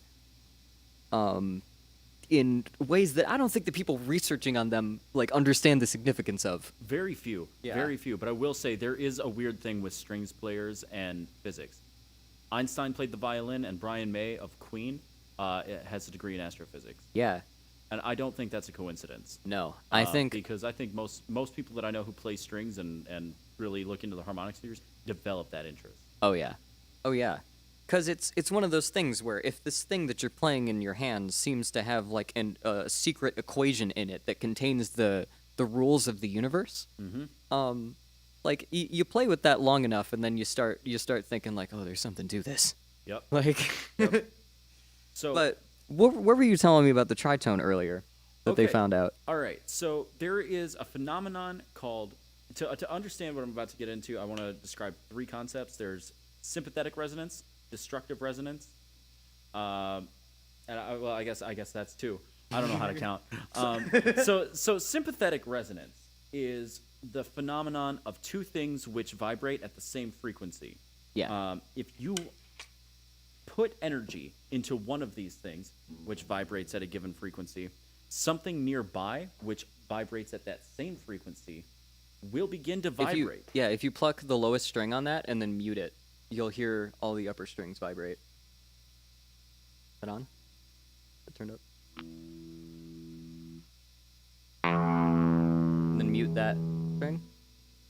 You hear just very briefly.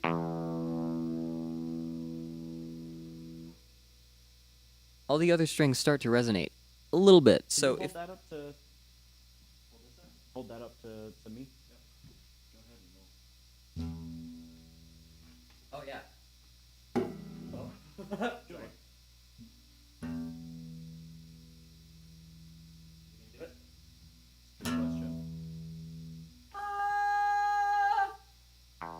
All right. Well, I guess the effect is a bit too weak in here due to environmental factors. But say we had two tuning forks. Yeah. Both at 440 hertz. You have to talk into the mic. Yes, I do. Okay. So it's I guess the environment here isn't going to allow for this demonstration. But if we were to take two tuning forks, each designed to vibrate 440 cycles per second, and we struck one of those tuning forks and left the other one nearby, they would both ring. Yeah. This is sympathetic resonance. Yeah. And it's basically if there is because waves are pressure in the air. And when solid things vibrate, they're putting out those vibrations from that solid mass into the air. So just like the Beatles used to use a guitar cabinet as a microphone for bass amps. Right. And so it's that same thing where if you have something that can put out frequency and it resonates out frequency, then obviously it can take frequency from the air and resonate with it too. That's sympathetic resonance. So Right. something nearby can resonate through the air strong enough that it makes that own thing vibrate, even if it's not attached directly to anything else that's vibrating. Right. So there is destructive resonance. And destructive resonance is when sympathetic resonance becomes so powerful that the item that is receiving the input breaks. You might have seen this with a wine glass, with nice crystal wine Yeah. glasses. This is gonna only if you've ever seen somebody break a wine glass with their voice, That's what they're doing. Now, it has to be truly crystalline glass, and what they do is they will tap the glass to hear the pitch that it produces when you put in energy. Then they sing that pitch back to the glass. And because it's crystalline and because they're matching its resonant frequency, they can cause this thing to vibrate with such force that it breaks. This is something that engineers have to take into consideration. Yep. Bridges have been destroyed due to destructive resonance. Yep. They vibrate at just the right frequency that it matches the resonance of some component, and the entire integrity of the bridge is compromised. Now, all of this, you need to understand all of this to understand the significance of this here, cancer research. So, in principle, if you can play a frequency, if you can play something's resonant frequency back at it strongly enough that it shatters, you can do this with cancer cells. And this has been tested in a lab with cells on a microscope that get played a resonant frequency back at them. And they found that the trick to shattering cancer cells with sound is to find the resonant frequency of the cell and play that along with a tritone, the least consonant interval, the devil in music, as we now say.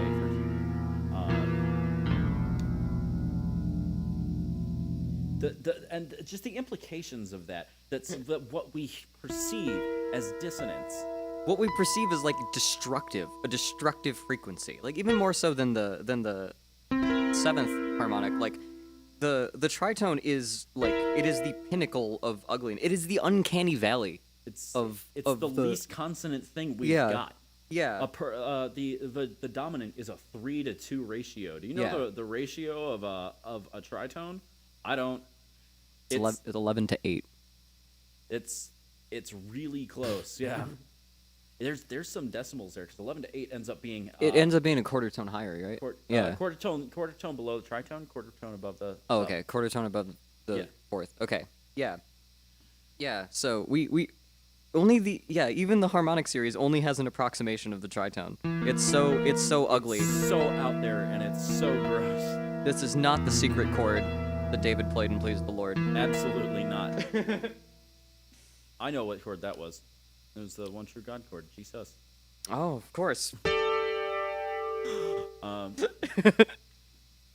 But really, what this goes to show is it's one example of evidence that when we hear these frequencies played together, we don't like them purely subjectively. I mean, there's that to an extent, Yeah. but there's also just a degree to which our brains like not having to do that much work. We're Yeah. not trying to listen to sounds that are complex together. That requires us to do a lot of work. It doesn't sound that nice. Right. And it's sort of like, and the thing with tone and harmony being the same is it's the difference. It's the difference between your consciousness, your neurons having to work out and like it doesn't want to do that. It doesn't want to deal with that. Mostly- It likes See, I can groove to this. yeah.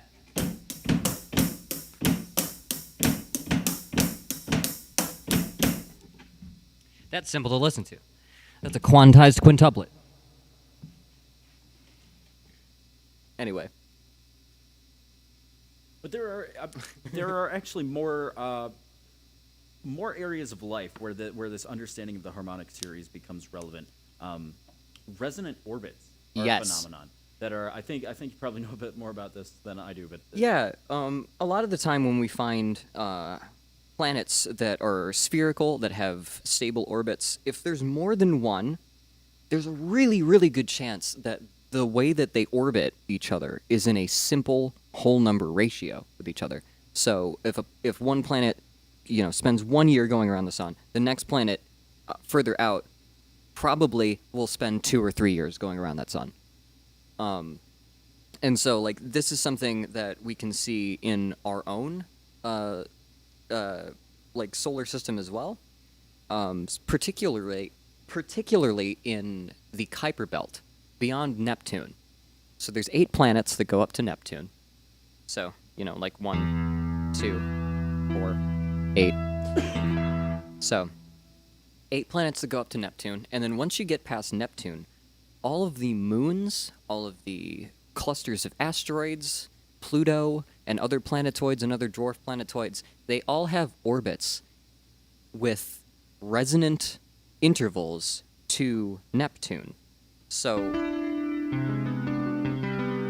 like, there is if Neptune was a person on, like, you know, the same vibrational frequency as the rest of us, it would be sitting there and it would be humming this, and like around it, all of the moons and all of the asteroids and all of the, you know, comets and stuff and Pluto are all doing with it. Yep. And that's the thing. That's just the thing with orbits, is because these are simple whole number ratios in relation to each other. When things want to find stability, they trend toward those simple relationships. Zipf's law is a whole nother example of this, because it kind of it follows, like, in any instance of something, you can apply Zipf's law to it as long as there's enough stuff to count, basically. Right. You want to... Okay, so Zipf's law, I like to think of this as the inverse of the harmonic series. In the harmonic series, we take a frequency or a fundamental number, and we stack it. We count by that frequency. You got 110, 220, 330, 440, blah, blah, blah, blah, blah. Zipf's law tells us that for any language or any written work in any language, or let's start with language. You can take the most commonly used word, and the second most commonly used word will be used half as often as that. The third most commonly used word will be used 1/3 as often as the most commonly used word. The fourth most common word will be used 1/4 as often as the most common, and so on and so forth. And this is, again, this is true for any language in general daily use, as well as any article of writing of reasonable length in every language does this. Yep. And even when it comes to biochemical balances in your cells, for cells to maintain homeostasis, there's a certain amount of organic compounds and organic elements that it has to keep in balance. And I don't exactly know which fills which place, but it totally is that, you know, like hydrogen to nitrogen to oxygen to carbon is in a Zipf's law. It's in, like, a Zipf's law layout here. I'm trying to find just a graph here, because I could also put it up on the video after. But Right. Web traffic is another one. The most Yeah. commonly visited website is visited twice as often as the next most. And now I do think there are some ties, actually, as far as I don't know the specifics of web traffic, because Yeah. that's not my area of expertise. But it's my understanding that there are a couple of websites that are the most visited, and then the next tier down of most visited websites, it's like half as many. Yeah. right, and then a So- third as many. And these things aren't exact. None of this is exact. The circle of fifths isn't exact. Our equal temperament isn't exact. Nothing in music is quite exact. And so Zipf's law, in general, a lot of these numbers aren't going to be 100% dead on with these ratios are. But that's sort of the point of all this. Everything that we deal with is an approximation of this ideal grid of, like, harmonic relationships and numbers. And Right, and all systems follow it too. all systems follow it, and all systems can only approximate it. There's always imperfections in every physical medium, and every adaptation, and every digital recording space. There's only you can only go so high in frequencies if you're recording stuff, and, you know, there's limitations with how low you can hear. There's a whole bunch of limitations that come out of harmony in the harmonic series, but the basic principles of how they relate to each other are always true, regardless of if you can properly demonstrate them or not, basically. If you can, like, regardless of how accurate you can tune a guitar or tune a piano or rig a system to play perfectly in tune frequencies, no matter, like, what notes you're doing, like, no matter what you're doing, there's always going to be a little bit of imperfection.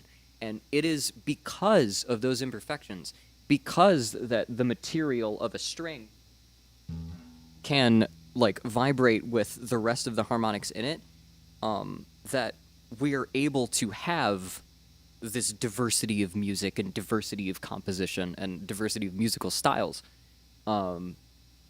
I like the fact that we do have like a really intricate language in Western music theory to talk about a lot of these concepts, but it can also sort of hinder you if you're trying to get things across to other people that aren't, totally universe brain.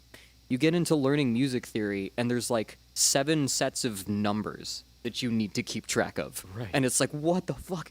Does any of that like? And I don't think music is best taught from the scale level, and I don't think harmonies are best taught from the like intricate academia side of it. I think like you got to understand like there's things in this that we can't keep abstracting this. Right. There's certain colleges that you can't. There's certain music colleges, like especially in Africa, that you can't graduate from unless you can demonstrate that you can dance to a rhythm. And that's just one of those things where it's like they consider being able to feel a pulse and feel a rhythm and move to it to be an integral part of musical education. And we don't do that. We don't, I can't dance for shit.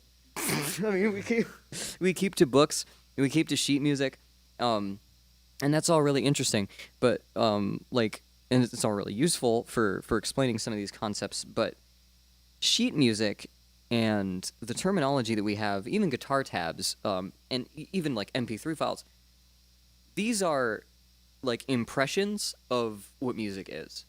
To experience music, you need to be in the same physical space as it for a length of time, and there's no way to get around that. Right. Even if it's headphones, even if no one else can hear what you're doing, there's still air between your ears and these headphones that are being vibrated, and it is happening over a set of frequencies, over set periods of time, and you have to exist with it, with the waves traveling in one direction through time in order to experience music. You can print out a bunch of sheet music and look through it and read through it, and you can sort of think and imagine these things, but it's not going to hit you, and you're not going to feel it, and you're not going to get the emotional impact until you are there with the vibrations yourself. And I think that's something like incredibly profound and interesting about music that makes it it's that limitation, it's that like way that music is sort of held in the dimensionality of time that makes it such a good allegory, an analog, such a good metaphor for all other metaphors. Basically, you can start from the harmonic series, and you can sort of work your conception out from there, to sort of see how different concepts relate to each other in psychology, and like or just the way that we perceive reality. It's really interesting. So that's why we're doing this. That's why we're going this hard about this stuff. Oh god, I wrote down the frame rate of consciousness, but I didn't do enough reading to talk about that. Well, we can talk about that at another point. Yeah, we can talk about that another time. It's a fifth. Yeah. It's the dominant. It's the thing we were talking about, the power chords, Your brain really needs it. Yeah. Really needs it. Yeah. The long short of it, you can go do your own research about any of this. Don't just trust me, because I think it's actually a lot better if you like go out and look up this stuff and you're like, oh wow, that's actually true. Yeah, and you're gonna have a lot more fun that way. Oh yeah, definitely. But apparently, it's been found that like the rate at which electricity is sent through your neurons, like 1/3 of it is dedicated to generating your conscious internal experience. So like the low poly RPG in your brain, the movie, the 360 movie that is playing in your head, that is the result of all the senses coming together. That is like a process in your brain that is running at a frame rate 1/3 as fast as your brain is going. So that dividing by 3, multiplying by 3, that interval is very important to consciousness. So, I mean, there's probably more details. There's probably more in-depth way that I can explain that for people to understand. But the point is, planets, cells, emotions, and us in general. What? Your mind. Everything runs on simple whole number ratios of frequencies of waves. Everything. From the Big Bang to, like, the void to every star system, every galaxy. Small bang. Every small bang. From the Big Bang to the small bang. And everything in between. Some people believe there will be a big crush. A big crush. I don't think so, but I imagine if there were, it would sound, all the stuff in the universe would come together, and at the point when it hits the singularity, we hear. Yep. That's the little pop. I would prefer like a Pringles crunch. Just everything loud ass chip crunch. Last thing you hear before you die. It's genuinely fascinating. Is there a good place to start learning about this? Oh. Personally, I would start with Vsauce's video on Zipf's law. ZIPF, Zipf's law. Yeah. That's where I would start. That'll give you an idea of sort of the inverse of the harmonic series. Yeah. The trouble with trying to learn the harmonic series is that it tends to be applied only in niches that are not intrinsically related to each other. Yeah. So it does come up in astrophysics, and it does and come mechanical up engineering and chemistry. Yeah. But by a wide margin, most musicians aren't physicists or chemists or engineers, and most engineers, aren't. Yeah. But yeah, looking up stuff about Zipf's law is a good place to start learning about this. If you just want to know like how deep it goes. If you want to start learning intricacies and how we perceive sound and stuff, Adam Neely is that's the guy I tend to turn people on to. Adam if Neely you really knows stuff. Adam Neely really knows his shit. If any of you have heard Crow's Eyed, the opening track has a has a sample of Adam Neely talking about composition of music. It's where that whole Jovian Whistler thing. He talks a lot about like how music is a thing that exists across like different, like there's different rules that like rule it and stuff. And some of it can get a little heady. Some of it does require you to know a bit of like jazz and stuff. But it's one of those things where it's like if you can't grasp stuff from Adam Neely yet, keep learning what you're learning through other things, and then come back to Adam Neely once something clicks. Yeah. Because it's one of those things where when you graduate into getting the shit, it's like, oh my god, yeah, mind blowing. And it's the more you know about this kind of stuff, the hungrier you get. Yeah. And it's crazy how far this can go, because you can take it to a point where nothing is surprising anymore. Yeah, you can take it to a point where nothing is surprising anymore. But then we'll be sitting around with guitars, and then we'll just like play one note and then look at each other and just start jumping. Like, what the fuck was that? Yep. What? And then we'll go back and forth for like 5 to 10 minutes about like how important that thing just was and how we just discovered some new interesting color. Sometimes it's just the way that like two things connect. Yep. That we wouldn't have like figured out before. But then we'll like reason through and then realize like some other part of the harmonic series that like explains that obviously. And then it feels like another part of the universe just like clicks together. It's crazy. Yep. I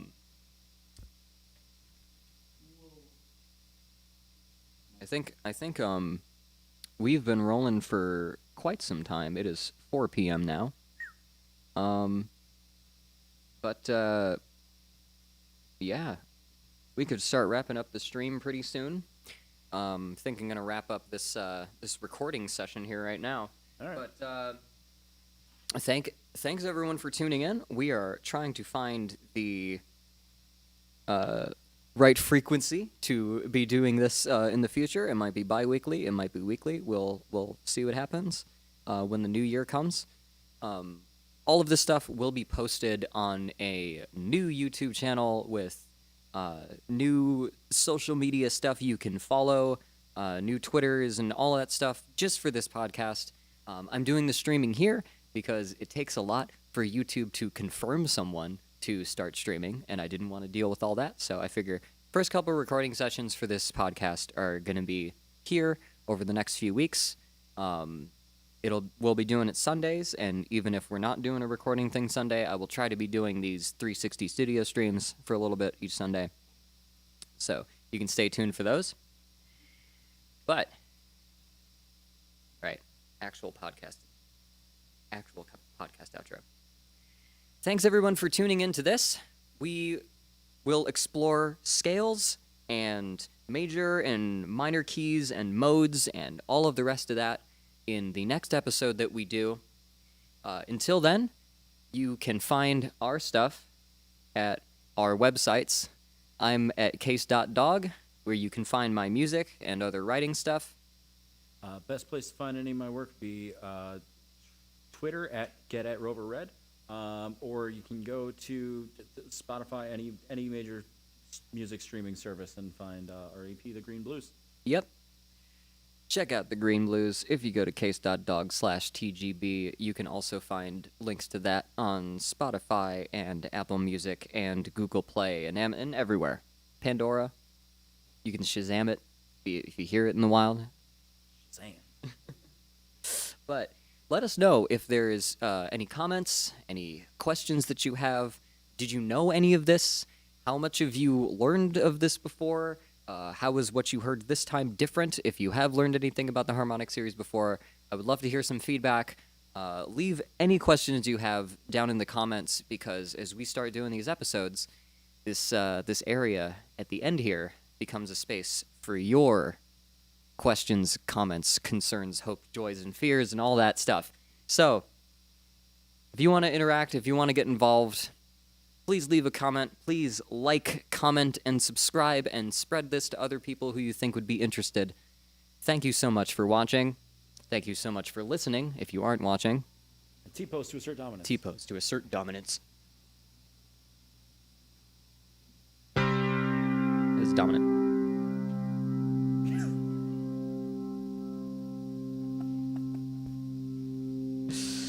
Oh my god. T-pose. All right, here's light pollution. Then we cut.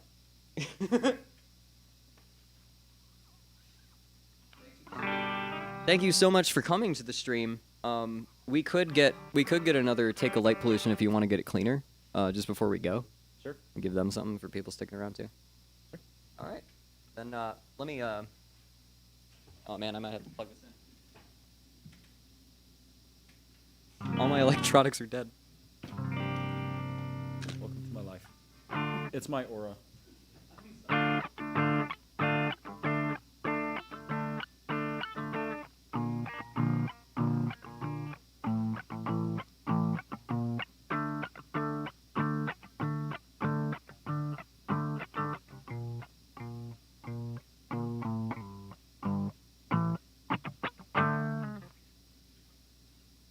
Chords and stuff.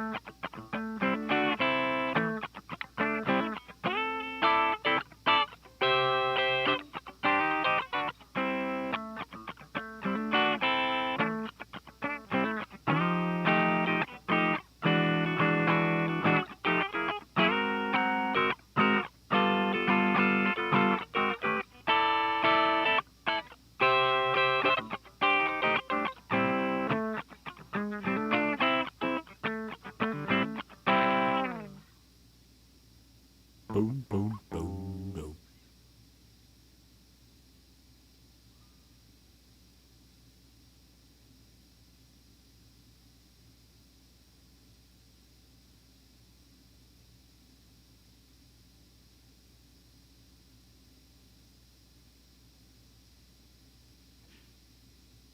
I like milk. I like chocolate.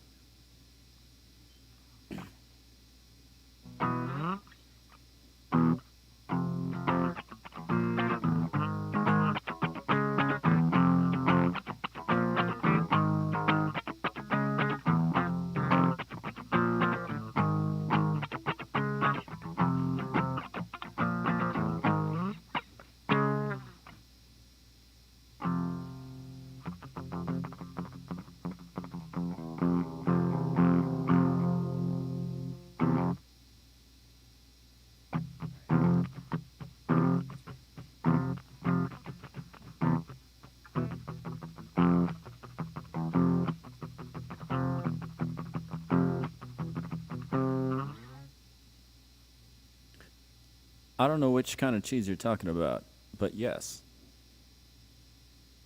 My opinion on cheese? Yes.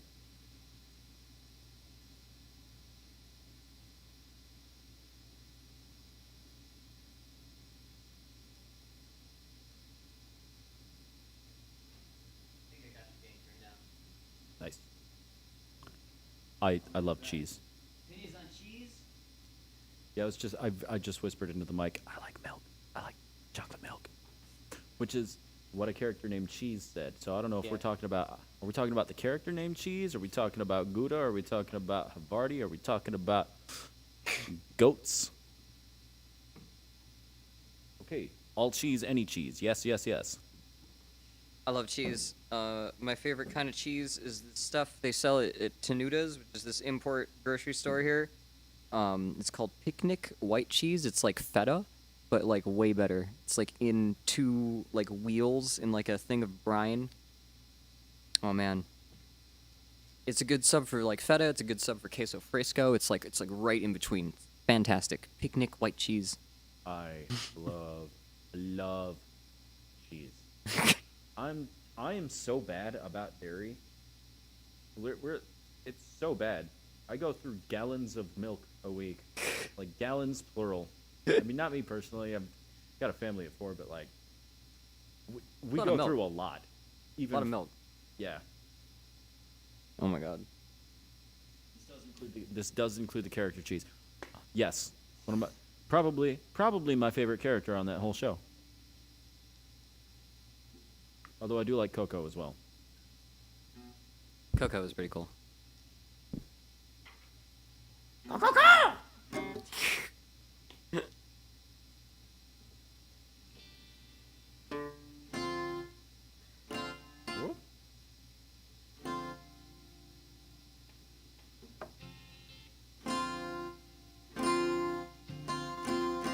Gates getting.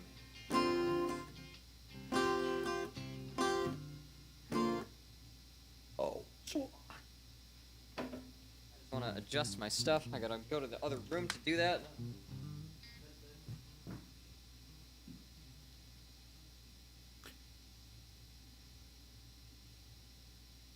My favorite kind of pizza is any number of cheeses. Some places have 4 cheese. Some places have like 6 cheese. You can put any number before the word cheese, and I'll probably eat that pizza. Oh, thank you. I do impressions for fun. I really appreciate that.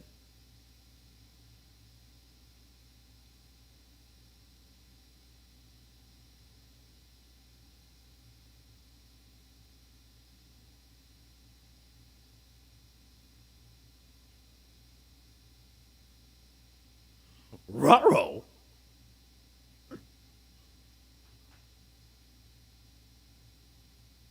Off they go again, Sid.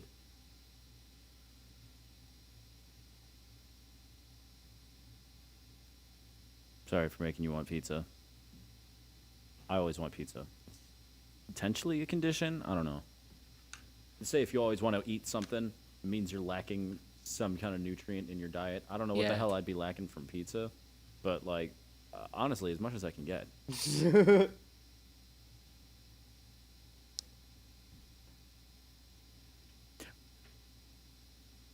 Okay, you're right. 0 is a number, but let me just say this: I like pizza so much, you could give me a 0 cheese pizza and I'd still eat it.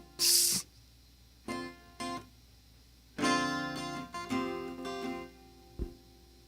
think we're good.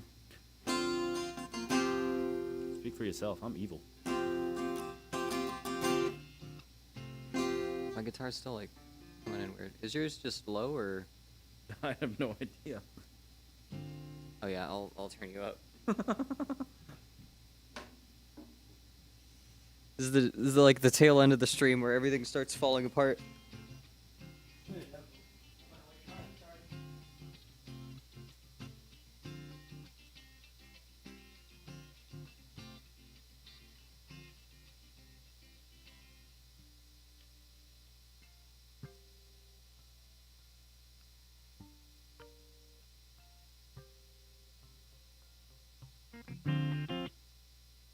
There we go.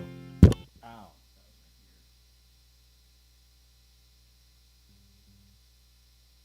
Why would you make someone a zero cheese pizza? Was that by request? Yeah.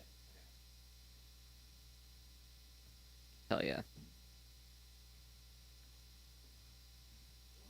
Did somebody request a zero cheese pizza?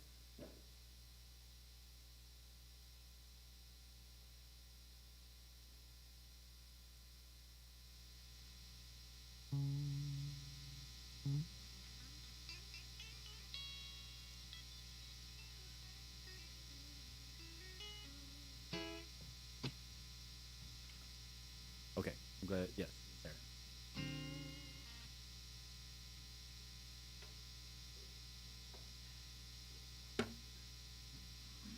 Pizza and no pizza. Aren't those the same mood? Oh, I guess if you have two of something, they're intrinsic to the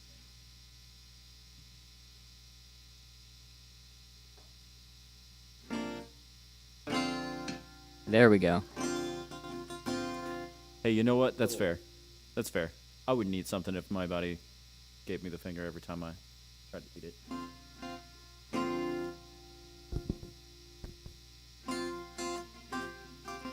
Is that still like cutting out? Does it sound like my guitar is like? Your guitar sounds fine to me. Because it sounds like the attack's like just kind of fading off. I've got it. Okay, well if it sounds good to you, then I'm good with it. As long as it's going into the board. You can hear that? Yeah. I totally can't. Hang on. Huh. That's weird.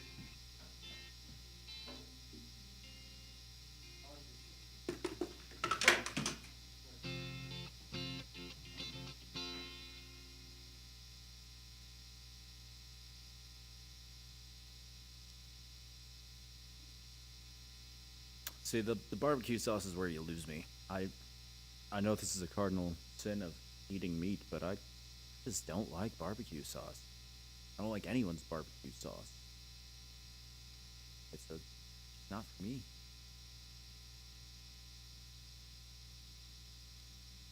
I'm a hot sauce guy, though. I put hot sauce on stuff where it doesn't belong.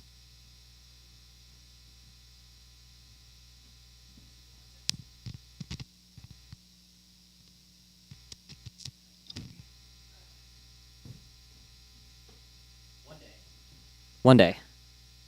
Well, I'll be ready.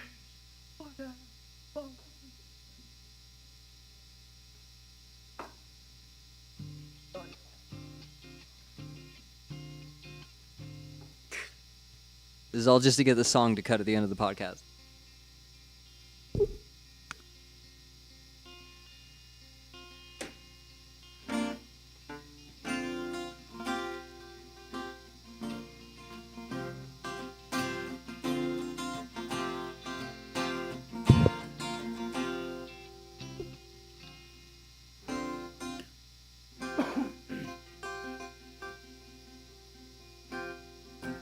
Is that good?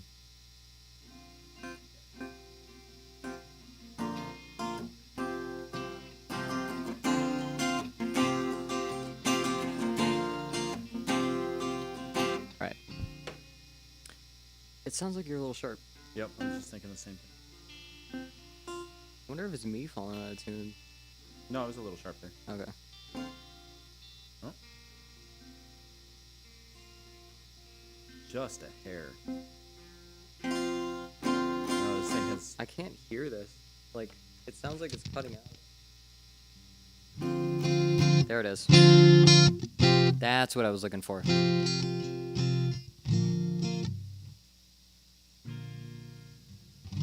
Now you're way too quiet. That's all I got. Oh, fuck. That's both pickups on. Alright, let me turn you back up in the other room. Okay.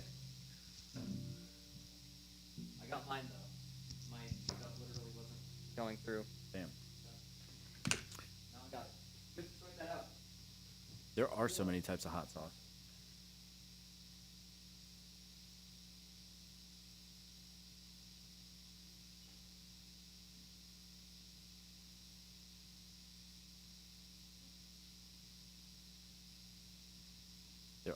God, there's this stuff, Dave's Insanity, hottest sauce in the universe, it claims. I haven't tried it, but I want to. Martha's Ghost Pepper Sauce is phenomenal. It's phenomenal. As far as just like stuff you can find in a grocery store goes without having to go to like some specialty shop. So I don't do that. Find that shit at a grocery store or nothing.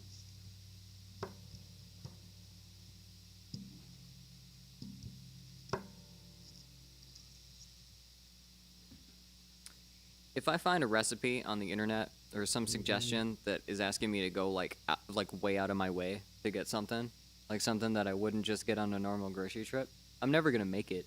Right. I'm never gonna go and like get some special, I don't know. Right. Well, I don't think you need to for good food anyway. Yeah, honestly. You know, I got them crazy ass nachos.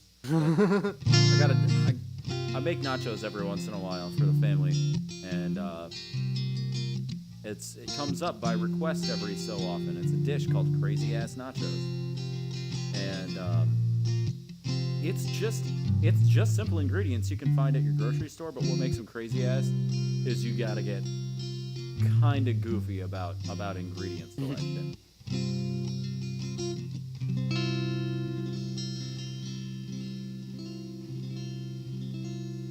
Can you play some chords on your guitar so I can hear balance? Yep. Okay, I think we're good. Beautiful. You good with that? Yep. I feel like I'm a little loud, but if you're good with it, I am good with it. okay. See, I like barbecue chips, but I don't like barbecue sauce. Yeah, same. I'm not a huge fan of barbecue sauce. I will say that on my list of chips, barbecue chips are they're still pretty near the bottom. I don't think I've ever had a chip I didn't like.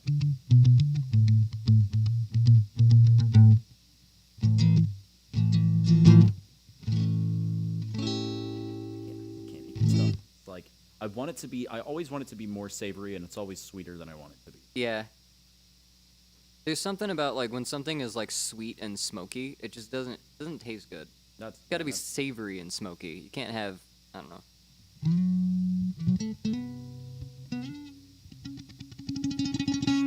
But I'm ready.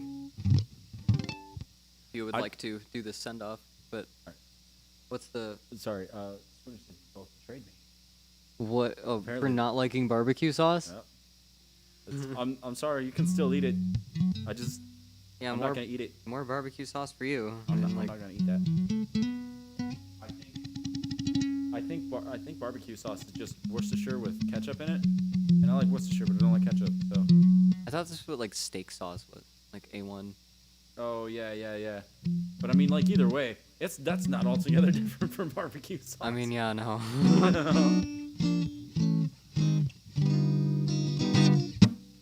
That's true. There's a lot of variety. I'm sure somewhere out there there's a barbecue sauce I can eat, but I'm talking about the rule, not the exception. All right, this here, Sandolph. Yeah. You wanna count? I can only count to 4. Okay. 1, 2, 3, 4.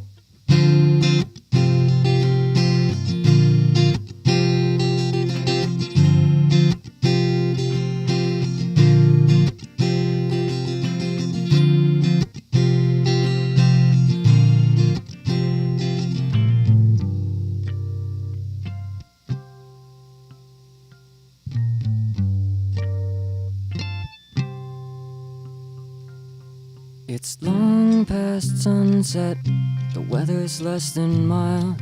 I gotta walk, but most of where I go is less than a mile away. And I miss the quiet, I miss the dark, I miss all the things we had before this fell apart.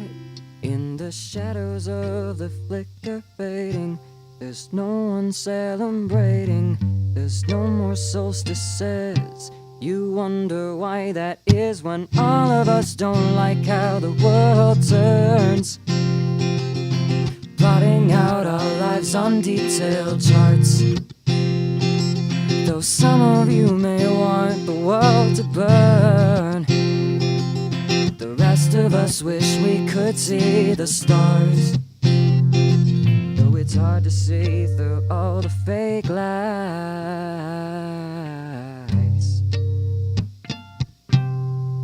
but the stars are out tonight.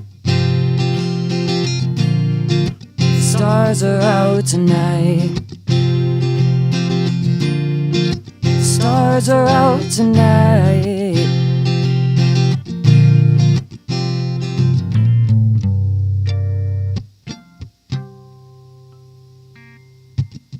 Tripping on pavement cracks, sidewalks uneven. The faces come and go, but they're all talking leaving, 'cause they say they hate it here.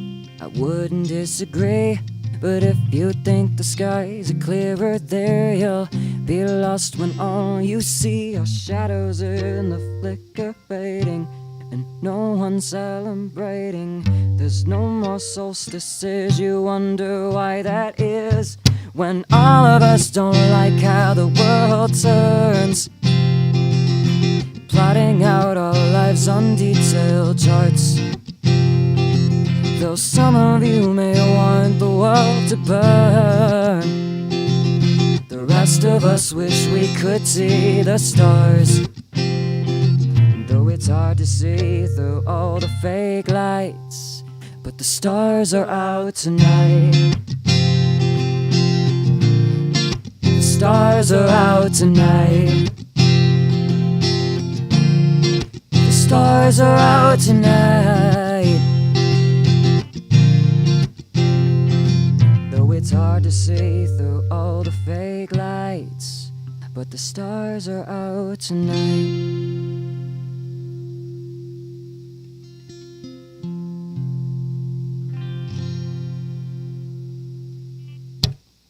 Thank you. Dankeschön. Have a good week, everybody. See you in a couple Sundays. Yeah. Good. Now we get the sympathetic. Yeah, now we get sympathetic resonance. That there's sympathetic resonance. That vibrated the guitar in my hand. Good luck out there. Keep climbing. Do not ever look down. Stay tuned.